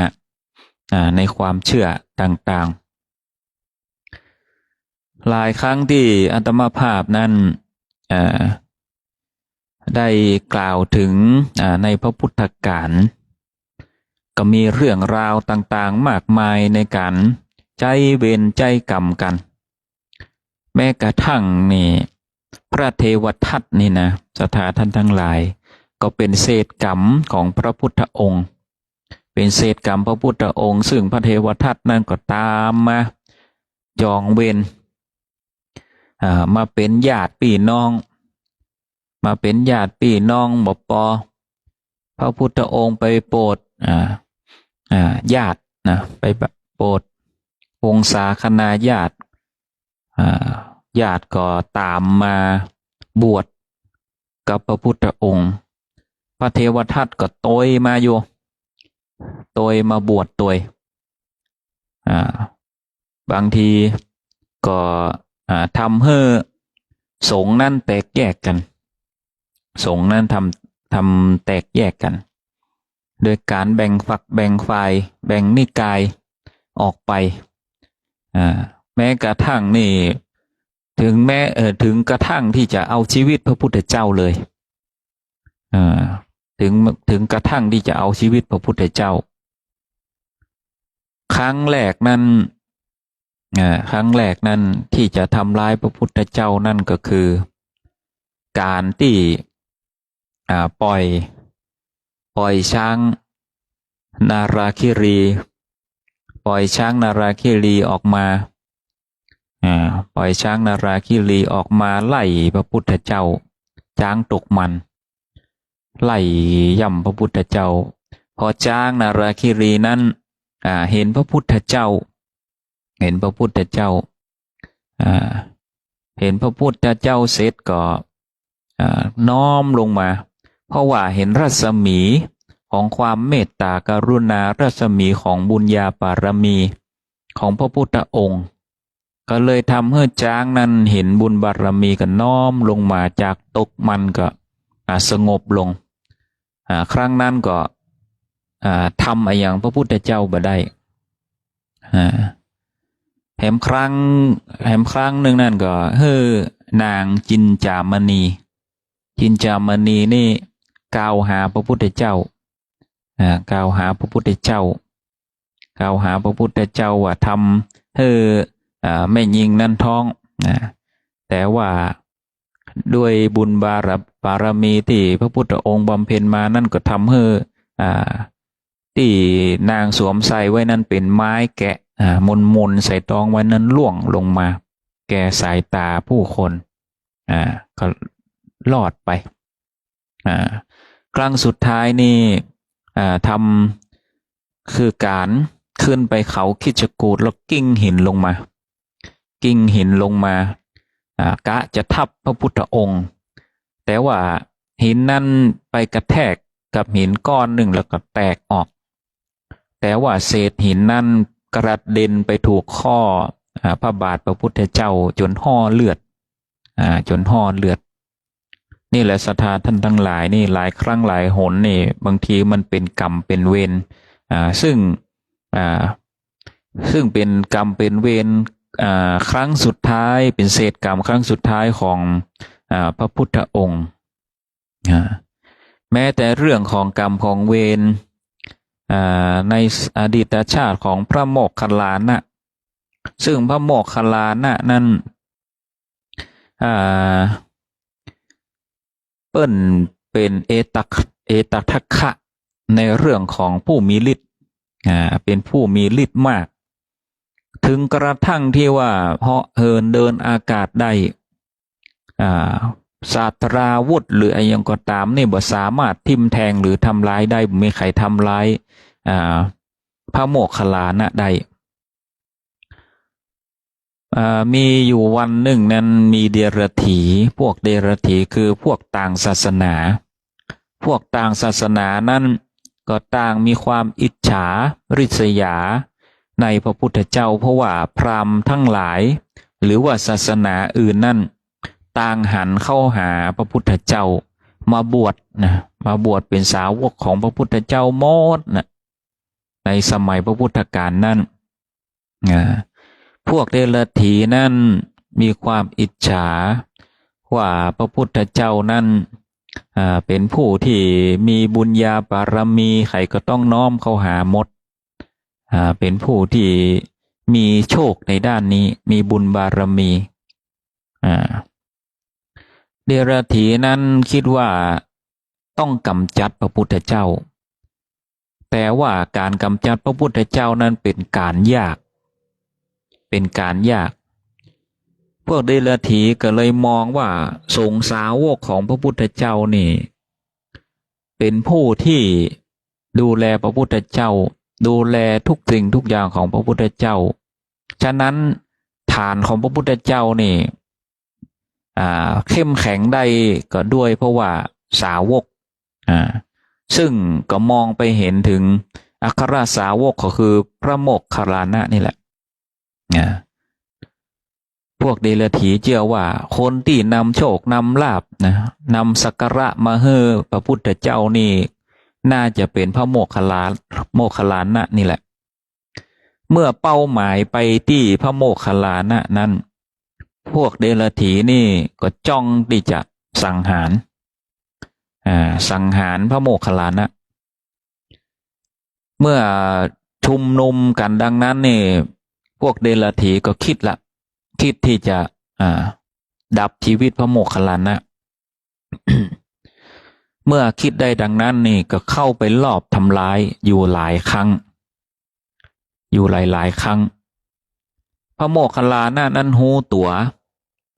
บางทีอยู่ในโบสถ์พ่องนี่ถูกล้อมไว้นะถูกล้อมโบสถ์ไว้พระโมคคัลลานะก็ใจฤทธิ์นะออกทางช่องประตูพ่องออกทางหูกุญแจพ่องหลุดรอดไปได้เสมอทุกครั้งทุกครั้งทุกครั้งทุกครั้งพระโมคคัลลานะก็หูตัวแล้วได้กึดว่าเหตุใดว่าพวกสารถีนั้นถึงมาปองร้ายตนเองอยู่เสมอบ่ได้ลดละเลยมากูหวี่กูวันเป็นเดือนเป็นติดเป็นเดือนเป็นปีมาอยู่อย่างนั้นมาอยู่อย่างนั้นพระโมคคัลลานะก็เลยได้ดูดวงชะตาตัวเองได้ดูชะตาตัวเองว่าชะตาของตนเองนั้นตกอยู่ที่เจ้ากรรมนายเวรตกอยู่หั่นก็เลยนึกขึ้นว่าการที่เฮารอดมาได้ทุกวันนี้นี่เพราะว่าเฮามีฤทธิ์เฮาเลยรอดมาได้แต่ชะตาเฮานั้นบ่รอดแน่นอนชะตาเฮาบ่รอดแน่นอนเพราะว่าเป็นชะตาที่ตกอยู่กับเจ้ากรรมนายเวรเปิ้นมาทวงถึงแม้ว่าเฮาจะรอดหนีให้รอดเท่าใดก็ตามสักวันก็ต้องถูกทำร้ายอยู่ดีเมื่อคิดได้ดังอันนี่มีอยู่วันหนึ่งพวกเดรัจฉีก็มาล้อมมาล้อมพวกเดรัจฉีแต่ละคนนั้นถือไม้มาทุกคนเป็นร้อยคน เมื่อพระโมคคัลลานะนั้นผู้ที่มีฤทธิ์มากมายมหาศาลที่บ่มีใครจะทำร้ายอย่างใดแต่วันนั้นนี่กลับบ่ใช้ฤทธิ์เลยบ่กลับใช้ฤทธิ์เลยสุดท้ายแล้วนี่ปล่อยให้พวกเดรัจฉีนั้นทุบตีจนร่างกายนั้นแหลกชนิดแหลกแค่ไหนชนิดที่ว่ากระดูกนั้นเหลือเต้าเม็ดข้าวสารดูศรัทธาท่านทั้งหลายความโกรธความแค้นความอิจฉานั้นมันอันตรายขนาดไหนอิจฉาในสงฆ์สาวกอิจฉาในพระพุทธเจ้าว่ามีในราบสักการะมีคนบูชานักบูชาน้อมเข้าหานักอิจฉากำจัดพระโมคคัลลานะตุบเอาเหตุจนกระดูกแหลกเต้าเม็ดข้าวสารเพราะว่าเป็นกรรมที่สะท้อนมายังชาตินี้นี่แหละศรัทธาท่านทั้งหลายบางทีบางอย่างเหตุอันบดีบางทีมันก็เป็นกรรมที่เฮานั้นได้กระทำมาในชาติก่อนส่งผลมาในชาตินี้ซึ่งข้อนี้หลายๆข้อที่อาตมาภาพนั้นได้ยกขึ้นมาเล่ามาในการยกตั้งแต่พระพุทธกาลขึ้นมาความวุ่นวายในเรื่องของเวรของกรรมนั้นมีมาตั้งแต่พระพุทธกาลเป็นเครื่องชี้ให้เห็นว่าในอดีตนั้นส่งผลให้ปัจจุบันนั้นส่งผลให้อนาคตเป็นอย่างแน่แท้เมื่อพระโมคคัลลานะนั้นถูกทุบตีแต่ด้วยว่าพระโมคคัลลานะเป็นพระอรหันต์ผู้มีฤทธิ์มากก็ยังบ่ตายด้วยนะศรัทธาทั้งหลายกระดูกแหลกเต้าเม็ดข้าวสารก็ยังบ่ตายเตื้อแต่ว่าโดยการถูกทำร้ายทุบตีแล้วก็เป็นพระอรหันต์นั้นจิตบ่ได้เศร้าหมองศรัทธาท่านทั้งหลาย จิตบ่ได้เศร้าหมองเมื่อจิตบ่ได้เศร้าหมองมีความว่างเปล่าทุกสิ่งทุกอย่างมีความว่างเปล่าทุกสิ่งทุกอย่างก็จะขอไปนิพพานไปบอกพระพุทธเจ้านิพพานก็เลยใช้ฤทธิ์ที่เหลือนั่นที่ยังบ่ตายนั่นใช้ฤทธิ์ที่เหลือรวบรวมตัวเองนั่นให้กลับมาสมบูรณ์ดังเก่า กลับมาสมบูรณ์ดังเก่าแล้วก็เหาะไปหาพระพุทธเจ้าไปเข้าเฝ้าพระพุทธเจ้าบอกว่าข้าพระพุทธเจ้านั้นได้เกิดเหตุแบบนี้ขึ้นถูกทุบตีจนเกือบตายละเกือบตายแล้วพระพุทธเจ้าก็มาพอบุพเพนิวสานบุพเพนิวสานนี่ก็คือเป็นการระลึกชาติของพระโมคคัลลานะบุพเพนิวสานุสติญาณบุพเพนิวสานุสติญาณชื่อเต็มก็คือการระลึกชาติมองว่าก็เล่าให้พระโมคคัลลานะฟังว่าในสมัยก่อนนี่ในอดีตชาติหลายๆชาตินี่คนเฮานี่เกิดมาหลายชาตินะศรัทธาท่านทั้งหลายเฮาเกิดมาหลายภพหลายชาติก็ได้มานั่งนับดูว่าพระโมคคัลลานั่นเคยทำร้ายผู้อื่นจนได้เจ็บได้ตายแม้กระทั่งการทำร้ายพ่อแม่บิดามารดาก็เคยทำมาในอดีตชาติอันนานมาแล้วเคยได้ทำสิ่งนี้มาแล้วก็เป็นเศษกรรมที่จะต้องชดใช้ในชาติสุดท้ายที่จะปรินิพพานพระโมคคัลลานะก็กล่าวขอลาเพื่อที่จะปรินิพพานเพราะว่าหมดสิ้นอาสวะกิเลสหมดสิ้นทุกสิ่งทุกอย่างแล้วบ่มีสิ่งโกรธแค้นใดๆแม้กระทั่งเขาทุบตีเจ็บปวดก็ตามบ่มีความรู้สึกอย่างใดๆทั้งสิ้นบ่มีความรู้สึกโกรธแค้นแม้กระทั่งเขาบุบอยู่นี่จิตใจยังว่างเปล่านี่คือจิตของผู้ที่จะเข้าสู่การปรินิพพานแม้กระทั่งเขาบุบเขาตีนี่โอ้เป็นเฮานี่เจ็บปวดทรมานแสนสาหัสร้องโอดอวยเหมือนหมูที่โดนทุบแต่ว่าสำหรับพระอรหันต์นั้นที่จะปรินิพพานนั้นบ่มีความรู้สึกนั้นวางได้ทุกสิ่งทุกอย่างไม่ได้มีความรู้สึกนั้นพระโมคคัลลานะก็เลยขอพระพุทธเจ้าปรินิพพานเพราะว่าถึงพร้อมด้วยประการต่างๆแล้วการปรินิพพานของพระอรหันต์นั้นมีวิธีการก็คือก้มลงกราบวันทาพระพุทธเจ้า3 ครั้งการก้มวันทาของพระอรหันต์ในการเข้าปรินิพพานนั้นจะต้องก้มลงกราบแล้วก็เหาะขึ้นไปสุดฟ้าแล้วก็ลงมาวันตาพระพุทธเจ้า1 ครั้ง2 ครั้ง3 ครั้งเหาะขึ้นลงกราบอย่างเงี้ย3 ครั้งแล้วก็แสดงฤทธิ์ทุกสิ่งทุกอย่างเหาะเหินเดินอากาศแปลงร่างอย่างต่างๆนั้นด้วยอภิญญาจะต้องแสดงทุกสิ่งทุกอย่างให้หมดสิ้นแสดงฤทธิ์ทุกอย่างให้หมดสิ้นเมื่อแสดงฤทธิ์ทั้งหมดสิ้นแล้วก็พระสาวกผู้เป็นอรหันต์เหล่านั้นนี่ก็จะไปหาที่สงบแล้วก็เข้าสู่ปรินิพพานนี่แหละศรัทธาท่านทั้งหลายในเรื่องของพระพุทธศาสนานั้นมีเรื่องอัศจรรย์มากมายของผู้ที่ถึงพร้อมของผู้ที่ปฏิบัติในอดีตการ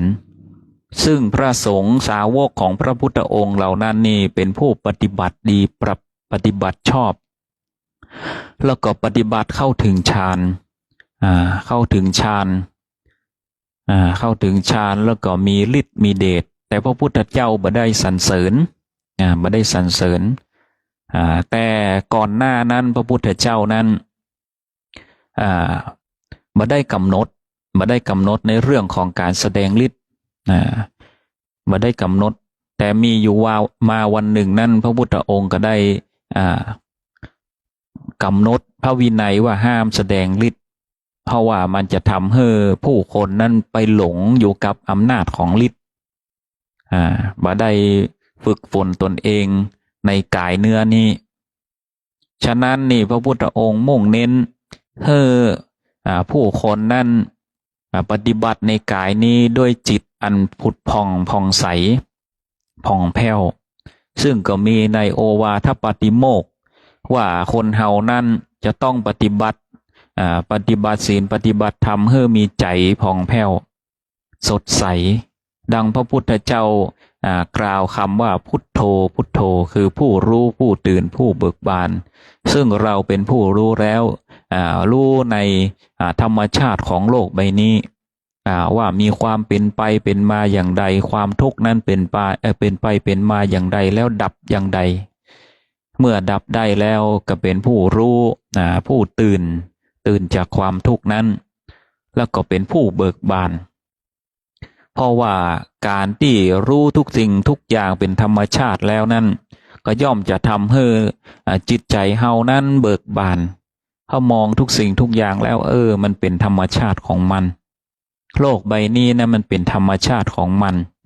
เราก็เป็นผู้ที่เพียงที่จะมาอาศัยนะมาอาศัยเพียงเท่านั้น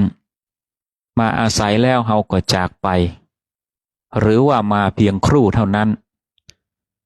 แล้วแต่เวรแต่กรรมมาเพียงครู่แล้วก็เฮาก็จะต้องเปรียบเสมือนเป็นนักแสดงเป็นนักเดินทางในวัฏฏะสงสารในโลกใบนี้เนี่ยเมื่อเฮาดับจิตจากโลกใบนี้ไปบ่ต้องกลัวศรัทธาท่านทั้งหลายเฮาจึงจะได้มาเกิดแหมเฮาจึงจะได้มาเกิดแหมเวียนว่ายตายเกิดเปลี่ยนร่างใหม่เปลี่ยนร่างใหม่เฮานี่พระพุทธองค์ว่าเฮานี่ไม่ได้ตายหรอกร่างกายสังขารเฮานั่นตายไปถ้าเฮาบ่ยึดติดในร่างกายสังขารนั้นเป็นสิ่งที่ดีเพราะว่าดวงจิตเฮาก็ได้ไปเกิดใหม่ได้ร่างใหม่ไปเรียนรู้แห่งใหม่อันนี้เป็นเรื่องของเวรของกรรมในวัฏฏะสงสารการเกิดใหม่ก็คือต้องไปเรียนรู้ในเรื่องใหม่ๆเพราะว่ามีข้อจำกัดในเรื่องของอายุขัยของมนุษย์เฮาจะสามารถที่จะเรียนรู้ทุกสิ่งทุกอย่างบนโลกใบนี้ด้วย100 ปีทั้งหมดนั้นเป็นไปไม่ได้ฉะนั้นนี่ความลับของธรรมชาติของโลกใบนี้นั่นคือเฮานั่นเกิดมาเรียนรู้แห่งใหม่อันนี้คือความลับของโลกใบนี้ฉะนั้นถ้าหากว่าผู้คนทั้งหลายที่จากโลกนี้ไปพวกเขาเหล่านั้นย่อมกลับมาเกิดแต่ถ้าหากว่ายังบ่เกิดนั่นปุ่นไปอยู่นรกอยู่ในอบายภูมิไปอยู่อบายภูมิกว่าจะหลุดพ้นแล้วก็มาเป็นมนุษย์แหมนี่แหมยาวนานการไปตกอยู่บนลงนรกนี่ยาวนานแต่สำหรับคนที่ปฏิบัติดีปฏิบัติชอบจิตใจผ่องใสก็ย่อมไปเกิดจันฟ้าจันสวรรค์บ่ใช่ว่าคนเฮานั้นปฏิบัติบ่ดีมาโดยตลอดแล้วจะบ่ได้ไปเกิดบนสวรรค์ก็บ่ใช่แหมบางคนถ้าปฏิบัติตัวเองบ่ดีมาแล้วสามารถปรับเปลี่ยนตัวเองได้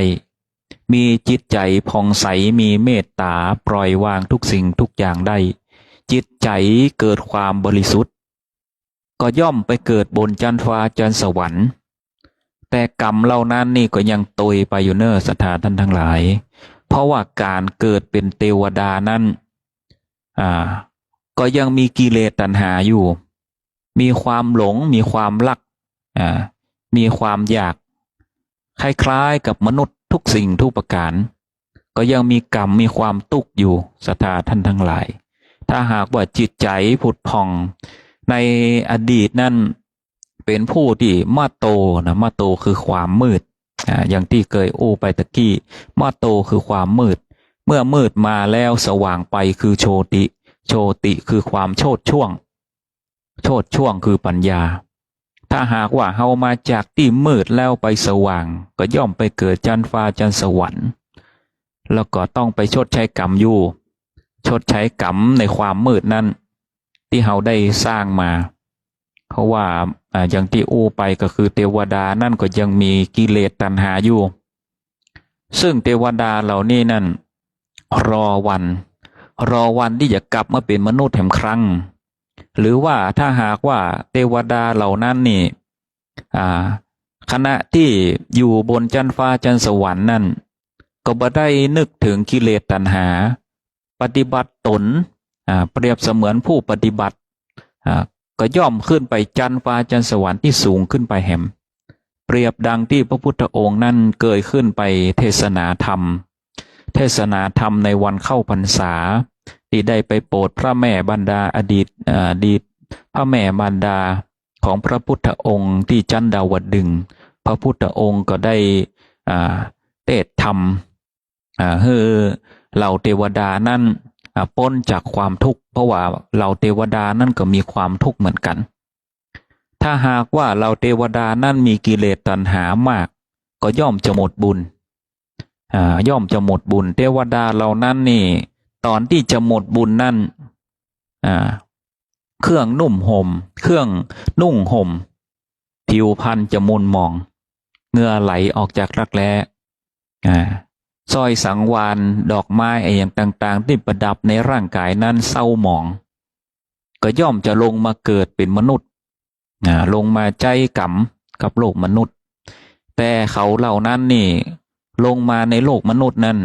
หน้าตาจะดีจะงามยังมีเศษของกุศลนั้นติดตัวมาหน้าตาดีมีปัญญาดีแต่ว่าจะเป็นผู้ที่ปฏิบัติดีหรือไม่นั้นบ่แน่เขาเรียกว่าโชติมโตปรายโนบางทีนั่นเกิดจากปัญญาแต่สุดท้ายแล้วบ่มีศีลธรรมมีจริยธรรมก็เป็นผู้มืดบอดได้ก็มีนี่แหละศรัทธาท่านทั้งหลายคนเฮานั่นจะต้องปฏิบัติในศีลในธรรมเชื่อในเรื่องของกรรมของเวรเชื่อในเรื่องของความดีแต่เฮาก็บ่ได้โทษในเรื่องของกรรมพระพุทธองค์ว่าบ่มีสิ่งไหนที่จะลบล้างกรรมได้เพียงแต่ว่าเฮาเกิดมาบนโลกมนุษย์นี่มีโอกาสได้เกิดมาเป็นสัตว์อันประเสริฐบนโลกใบนี้นั้นบ่ได้มาเพื่อที่จะนึกถึงกรรมแต่ให้นึกถึงกุศลให้สร้างกุศลผลบุญนั้นให้เพิ่มพูนขึ้นเพราะว่ากรรมอันสร้างมานั้นเฮาบ่สามารถลบล้างมันไปได้เมื่อเฮาลบล้างมันบ่ได้เฮาก็ต้องสร้างผลบุญให้เพิ่มพูนขึ้นให้บาปกรรมนั้นไล่ตัวบ่เฮาบ่ตัน เพราะว่าบุญกุศลนั่นนี่เปรียบเสมือนการติดจรวดการติดจรวดแล้วก็เอากรรมนั้นห้อยไว้ต่างกายถึงแม้ว่ากรรมนั้นจะตวยเฮาไปในทุกที่แต่บุญกุศลนั่นก็ทำให้เฮามุ่งไปข้างหน้าไปในภพภูมิที่สูงขึ้นเรื่อยๆการเอากรรมมัดห้อยตายไปนั่นพุ่งไปเรื่อยๆนั่นด้วยแรงเสียดทานของความเร็วของผลบุญนั่นผลกรรมเหล่านั้นมันก็ลุดล่วงไปทีละน้อยแล้วหายไปนี่แหละศรัทธาท่านทั้งหลายก็เปรียบเปยไว้อย่างนี้เพราะว่าเฮาจะต้องเวียนว่ายตายเกิดอยู่ในวัฏสงสารนี่แหมยาวนานเวียนว่ายตายเกิดเป็นคำที่เฮาเคยได้ยินมาตั้งแต่น้อยแต่นิดถ้าหากว่าใครได้ไปวัดไปวาหรือว่าศึกษาหลักธรรมคำสอนก็จะได้ยินคำนี้ก็คือการเวียนว่ายตายเกิดบอกว่าจะศาสนาไหนในอดีตในแต่ก่อนในการนับถือผีก็ตามยุคสมัยของประเทศไทยเขานี่เนี่ยสมัยก่อนนี่มีพราหมณ์กับผีซึ่งก็มีความเชื่อในเรื่องของการเวียนว่ายตายเกิดแล้วก็โลกวิญญาณฉะนั้นเชื่อได้เลยว่าคนเฮานั่นบ่ได้ตายพระพุทธองค์ก็ยังว่าคนเฮานั่นบ่ได้ตายไปเมื่อเฮาดับจิตจากสังขารนี้ไปก็เป็นเพียงสังขารเป็นเพียงที่จิตนั่นมาสวมใส่เหมือนเฮาใส่เสื้อผ้าจิตนั่นเนี่ยครองมาเขาฮ้องว่าจิตครอง เมื่อธาตุต่างๆนี่หลอมรวมเป็นดินน้ำลมไฟเป็นมนุษย์เป็นคนสวยคนงามเป็นคนหน้าตาต่างๆนานามีกิริยาต่างๆนานามีความประพฤติที่บ่เหมือนกันคนเฮานั่นตึมเหมือนกันเพราะว่ามีจิตมาครองมีจิตมาครองเมื่อมีจิตมาครองแล้วก็เกิดเป็นคนนั่นคนนี้ยึดติดว่าเนี่ยคือตัวเฮานี่คือตัวเฮาส่องกระจกหันเฮาทุกวันนี้จริงๆแล้วบ่ใจก็เหมือนเสื้อผ้าศรัทธาท่านทั้งหลายบางคนเสื้อผ้างามบางคนเสื้อผ้าเก่าบางคนเสื้อผ้าบางค่อยงามบางคนเสื้อผ้าปุดเสื้อผ้าขาดตามแรงกรรมเปรียบเปยไว้อย่างนี้เพราะว่ามันส่งผลนะศรัทธาท่านทั้งหลายจิตอันดีก็ส่งผลให้เฮานั่นดีจิตมาครองเมื่อต้นชั่วโมงอาตมาภาพก็ได้กล่าวไปแล้วว่าในเรื่องของจิตนะเรื่องของจิตเจตสิกนี่เป็นตัวบงการจิตให้เกิดอารมณ์สภาวะอารมณ์ต่างๆเมื่อเกิดสภาวะอารมณ์ก็จะเป็นเรื่องของพฤติกรรมเป็นพฤติกรรมออกมาถ้าหากว่าเฮาคิดดีมันก็ออกมาดีถ้าเฮาคิดบ่ดีมันก็ออกมาบ่ดีถ้าหากว่ามองในเรื่องของธรรมนี่เหมือนง่าย เหมือนง่ายนะศรัทธาท่านทั้งหลายแต่การปฏิบัตินั้นมันยากยิ่งเพราะคนเฮานั่นในการใช้ชีวิตในความเป็นจริงนั้นเฮาจะต้องเจอผู้คนมากมายหลายประการแต่ละคนก็บ่เหมือนกันฉะนั้นเฮาจะต้องลองรับอารมณ์เหล่านั้นให้เป็นธรรมให้มีสติแก้ไขปัญหามองให้มันเป็นธรรมดาเพราะว่าแต่ละคนมันบ่เหมือนกันแต่ละคนบ่เหมือนกันคนเฮานั่นเรียนรู้มาบ่เหมือนกันถึงเรื่องของโรหิตสะเทวดาเทวบุตรสมัยก่อนนั่นโรหิตสะเทวบุตรนั่นเป็นผู้ที่รักษาศีลภาวนาแล้วก็มีความอยากรู้มีฤทธิ์สามารถเหาะเหินเดินอากาศได้ก็เหาะอยากรู้ว่าขอบโลกจักรวาลนี่มันไปถึงไหนด้วยความมีฤทธิ์นี่เลยเหาะไปบ่กินข้าวกินน้ำบ่ถ่ายเหาะไปเรื่อยๆเป็นเวลาระยะ100 ปีก็สิ้นลมหายใจไปขณะนั้นจิตใจภาวนาไปยังขอบจักรวาลบ่ถึงสักเตื้อไปเป็น100 ปีก็บ่ถึงจนด้วยจิตใจอันบริสุทธิ์นั่นก็เลยไปเกิดเป็นเทวดาชื่อว่าโรหิตสะเทวดาโลหิตสะเทวดานั่นเป็นผู้ที่มีใจไฟในทางธรรมแล้วก็นับถือพระพุทธเจ้าพระพุทธเจ้าก็ไปโปรดในข้อสงสัยโลหิตสะนั่นก็ถามพระพุทธเจ้าว่าอยากจะรู้ว่าขอบเขตจักรวาลนั่นมันอยู่ตัดใดพระพุทธเจ้าว่าตรัสว่าการที่จะเดินทางไปเพื่อถึงขอบเขตจักรวาลนั้นย่อมไม่มีนั่นแสดงให้เห็นว่าขอบเขตจักรวาลเฮานี่บ่มีที่สิ้นสุดไปบ่ถึงแน่นอนแต่อย่าไปสนใจเลยพระพุทธเจ้าว่าอย่าไปสนใจพระพุทธเจ้าว่าในร่างกายของคนเฮานี่ความกว้าง1 วาความกว้าง1 วาลองสังเกต เฮานะศรัทธาท่านทั้งหลายคนเฮานี่จะมีความสูงอยู่ที่ประมาณ1 วาพระพุทธองค์ว่าความกว้าง1 วาในสังขารเฮานี้นี่สิ่งที่จะให้หลุดพ้นจากจักรวาลนี้ได้ก็คือการละการทำใจการทำใจของตนเองนั้น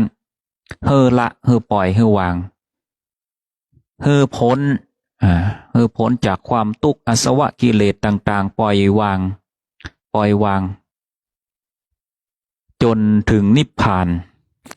พระพุทธเจ้าว่าถ้าถึงนิพพานปุ๊บเนี่ยมันไปไกลกว่ามันจะไปไกลกว่าขอบจักรวาลแล้วก็ไม่ได้สนใจเลยว่าจะไปขอบจักรวาลเพื่ออะไร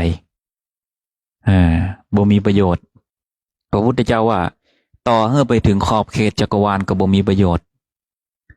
แล้วพระพุทธเจ้าตรัสในโอวาทปาติโมกข์ว่าพระนิพพานพระพุทธเจ้าแต่ละพระพุทธองค์นั้น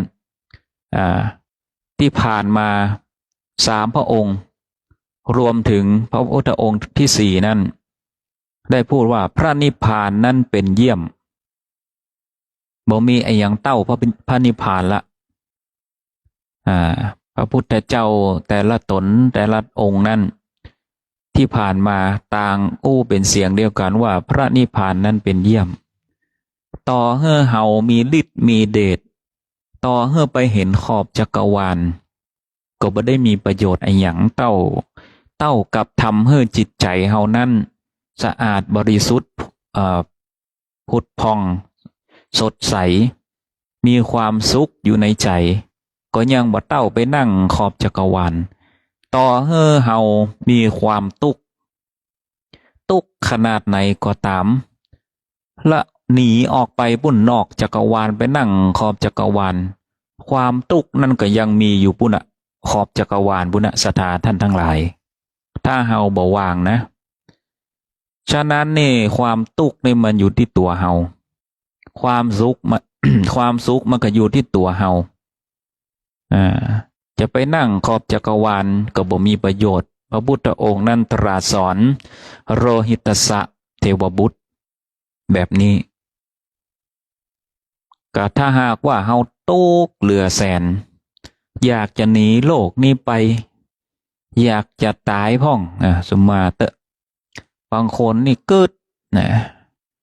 ให้ตายแล้วมันพ้นจากโลกนี้ไปแต่ถ้าหากว่าหลังจากโลกนี้กายเนื้อนี้ไปทุกข์อันแสนทรมานนั้นมากกว่าแหมศรัทธาท่านทั้งหลายข้อที่1คือฆ่าสัตว์คือฆ่าตัวเองนั่นแหละศรัทธาท่านทั้งหลายปุ่นล่ะมอนะ6ปุ่นน่ะศรัทธาท่านทั้งหลายฆ่าตัวเองทรมานตัวเองฉะนั้นจะต้องประคับประคองสติปัญญาให้ดีทุกข์นั้นมันบ่ได้ดับด้วยการสิ้นลมหายใจทุกข์นั้นมันจะห้อยติดตามไปกับจิตกับดวงกับจิตเฮาไปตัวฉะนั้นพระพุทธองค์ถึงว่าจิตใจลมสุดท้ายนั้นเฮาสำคัญมากๆว่าจะกำหนดจิตใจของเฮานั้นไปเกิดภพภูมิไหนคือลมหายใจสุดท้ายคนที่ละนึกถึงคุณงามความดีของตนเองหรือว่าทำจิตใจให้สะอาดบริสุทธิ์ว่างเปล่าก็ย่อมนำตนเองนั่นไปเกิดภพภูมิที่ดีแต่ถ้าหากว่าจิตใจเฮานั้นเป็นโคตรเป็นแค้นริษยาอาฆาตจิตใจนั่นก็ตกไปที่อบายภูมิไปตกนรกพ่องเกิดเป็นสัตว์เดรัจฉานพ่องจะยกตัวอย่างในปู่เศรษฐีในธรรมปู่เศรษฐี ในสมัยพระพุทธกาลปู่เศรษฐีนี่เป็นคนที่ร่ำรวยก็จริงเป็นคนร่ำรวยมหาศาลแต่เป็นคนขี้จิตนีทีเหนียวบ่กินบ่ตานบ่แบ่งปันไผ มีใจอันตรณีขี้เหนียวบ่เป็นผู้ที่จะเฮ้อไผ่ทั้งนั้นเมื่อดับจิตจากตายไปด้วยความห่วงแหนทรัพย์สมบัติต่างๆนานานั้นเขานั้นไปเกิดเป็นนอนในบ่อขี้ศรัทธาท่านทั้งหลายจะมาเตอใครถ้าใครกินข้าวอยู่นะ ไปเกิดในบ่อมูลอีกก็ได้ ไปเกิดในบ่อมูลไปเกิดในบ่อมูลก็คิดว่าตนเองนั่นนี่สบายมีทรัพย์สินมากมายอยู่ในบ่อนั้นเพราะว่าหลงมัวเมาในกิเลสความอยากนั้นคิดว่าตนเองนั่นมีทรัพย์สมบัติมากมายมหาศาลในบ่อมูลนั้นเพราะว่าเป็นจิตเดิมที่เป็นคนร่ำรวยและตนีบ่แบ่งปันไผเกิดเป็นไปเกิดเป็นหนอนไปเกิดเป็นหนอนในบ่อมูลจนคิดว่าตนเองนั้นร่ำรวยดังเก่านั่นนะแต่มีอยู่มาวันหนึ่งด้วยความที่มีทิฏฐิมานะในความหลงผิดของปู่เศรษฐีที่เกิดเป็นหนอนนั้นพญาอินทร์เลยมาบอกพญาอินทร์มาบอกว่าท่านเอ๋ยปัจจุบันนี้ท่านมีความสุขแล้วกะในการที่อยู่ในบ่อมูลนี้ยังบ่ฮู้ตัวที่ตัวเองนี่ไปเกิดเป็นหนอนในบ่อมูลบ่อขี้เทวดาก็เลยมาอู้ให้ฟังมาเดียวนี่ท่านอดีตชาติท่านเป็นเศรษฐีเป็นผู้ที่บ่กินบ่ตานมีความตนีที่เหนียวบ่กินบ่ตานแม้กระทั่งตายไปนี่ทรัพย์สมบัติก็เอาไปโตยบ่ได้ไปเอาไปโตยบ่ได้จิตใจห่วงหาอาลัยกับทรัพย์สมบัตินั้นเป็นอกุศลอย่างหนึ่งแล้วก็คือการบ่ฮื้อทานด้วยบ่ฮู้จักกุศลเมื่อมีทรัพย์สมบัติมากแต่บ่ฮู้จักกุศลนั่นก็นำตัวเองนั่นไปเกิดในบ่อมูลนี้ตอนแรกเศรษฐีก็บ่เชื่อว่าตัวเองนั่นเกิดอยู่ในบ่อมูลพระอินทร์ก็เอาแว่นเอากระจกนี่ส่องปรากฏว่าตัวเองนี่หมกมุ่นอยู่กับบ่อมูลนี่เป็นหนอนชอนชัยอยู่ในมูลนี่ตกใจขยะแขยงตัวเก่าพระอินทร์ก็เลยบอกว่าท่านนี่ถ้าหากว่าปั้มเพ็งภาวนามีจิตใจที่ดีกว่านี้สำนึกผิดแล้วก็บำเพ็ญตนเองนั่นได้กลับมาเป็นมนุษย์ให้ใหม่ท่านก็จะมีบุญกุศลบารมีอย่างพร้อมถึงถ้าหากว่าเฮาบ่มาชี้แจงแถลงในวันนี้ท่านก็จะมกมุ่นอยู่ในมูลนี้ตลอดไป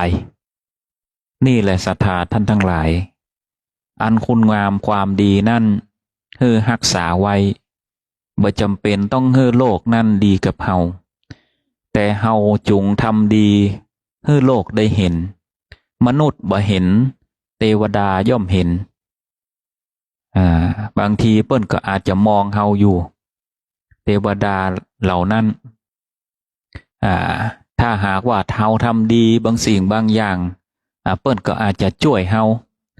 บางคนนี่อาจจะฟุกบางคนอาจจะซื้อหวยทำดีมาโดยตลอดวันหนึ่งนี่ไปซื้อหวยอันนี้บ่ได้สนับสนุนการพนันนะให้ฟังไปซื้อหวยปุ๊บอาจจะถูกหวยเพราะว่าเป็นการโดนบันดาลของเทวดาเปิ้นอาจจะช่วยเฮาโดนจิตโดนใจให้ถูกไปตามนั้นอันนี้สมมุตินะสมมุติมาได้บางที อาจจะมีเคราะห์หามยามซวย ออกบ้านอาจจะเกิดอุบัติเหตุ จากเคราะห์ร้ายกับปัดให้กลายเป็นเคราะห์ดีไปเหี่ยเทวดาเปิ้นเห็น มนุษย์บ่เห็นเทวดาเห็น ฉะนั้นนี่เฮานั่นปฏิบัติดีปฏิบัติชอบไปอย่าได้ไปประมาทมัน อย่าได้ไปประมาทไผโดยกายกิริยาวาจาใจนั่นประคองให้ดีให้งาม ถ้าเฮาดีทุกสิ่งทุกอย่างมันก็ดีใครบ่ดีเฮาอย่าไปบ่ดี เพราะว่าถ้าเฮาบ่ดีนั่นก็แสดงว่าเฮาเป็นผู้บ่ดีขึ้นมาแห่งหนึ่ง เป็นหนึ่งในคนบ่ดีนั้นเช่นกัน ฉะนั้นเฮาอย่าเพิ่มตัวเองเข้าไปในคนบ่ดีนั้นเพราะว่ามองว่าคนอื่นบ่ดีเฮาก็ต้องตอบแทนเขาด้วยความบ่ดีนั่นจนลืมคิดว่าเฮาไปชี้ใครนี่ชี้ไปแบบเนี้ยแหมนิ้ว3 นิ้วนี่เริ่มมาจี้มาที่เฮาเวลาเฮาอู้ว่าใครบ่ดีนี่1 นิ้วนี่จี้ไปดังหน้านิ้ว2 นิ้วนี่จี้ไปดังหน้าแหม3 นิ้วนี่จี้มาตั้งเฮานั่นแสดงให้เห็นว่าเฮานี่จะต้องประพฤติปฏิบัติให้ดีก่อนเมื่อดีเป็นตัวอย่างได้แล้วจึงติเตือนสำหรับผู้ที่หลงผิดได้เท่านั้นบางทีมันบางคนเนี่ยมันเปลี่ยนยากคนเฮามันเหมือนกันฉะนั้นนี่เฮาจะต้องประคับประคองด้วยตนเอง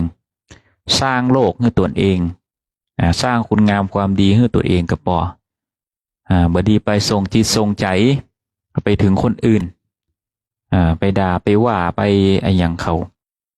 วางได้ก็วางศรัทธาท่านทั้งหลายกรรมเหล่านี้ไม่ใช่กรรมของพระภิกษุรูปนี้เพียงเท่านั้นเป็นหลักธรรมคำสอนของพระพุทธองค์ที่ได้ศึกษานำมาเล่าต่อมาสืบต่อพระพุทธศาสนาอันดีอันงามนี้หาที่สุดมาได้ละศรัทธาท่านทั้งหลายบัดนี้ถึงเวลาอันสมควรอาตมาภาพใช้เวลาดำเนินการมาเป็นเวลา2 ชั่วโมงในรายการว่าถ้าทำนำใจเกิดความสุขความสงบในคลื่นวิทยุ 104.50 วัดฝ่ายหินจังหวัดเชียงใหม่สถานีวิทยุเพื่อการศึกษาพระพุทธศาสนาและวัฒนธรรมเมตตาโดยท่านพระครูสมุวิสุวัตวรคิจโจเจ้าอาวาสวัดฝ่ายหินผู้อำนวยการสถานีวิทยุในรายการของอาตมานั้นจัดทุกวันอาทิตย์ตั้งแต่เวลา 8 นาฬิกาจนถึง 10 นาฬิกาบัดนี้ถึงเวลาอันสมควรที่จะได้จากลากันไปในช่วงนี้ขอคุณพระศรีรัตนตรัยโปรดอำนวยอวยพรให้ทุกคนทุกท่านนั้นเกิดความสุขความสงบในใจในกายโดยพระผลโดยอายุวันนะสุขภละปฏิสารปฏิภาณสมบัติคิดหวังสิ่งใดขอให้สมความมุ่งมา่ปรารถนาทุกประการขอให้ทุกคนทุกท่านอายุมั่นขวัญยืนอย่าได้มีโรคภัยไข้เจ็บคิดสิ่งใดสมความมุ่งมา่ปรารถนาคิดสิ่งใดขอให้สำเร็จทุกๆประการอายุยืนนานสุขสันต์ทั่วหน้าสาธุ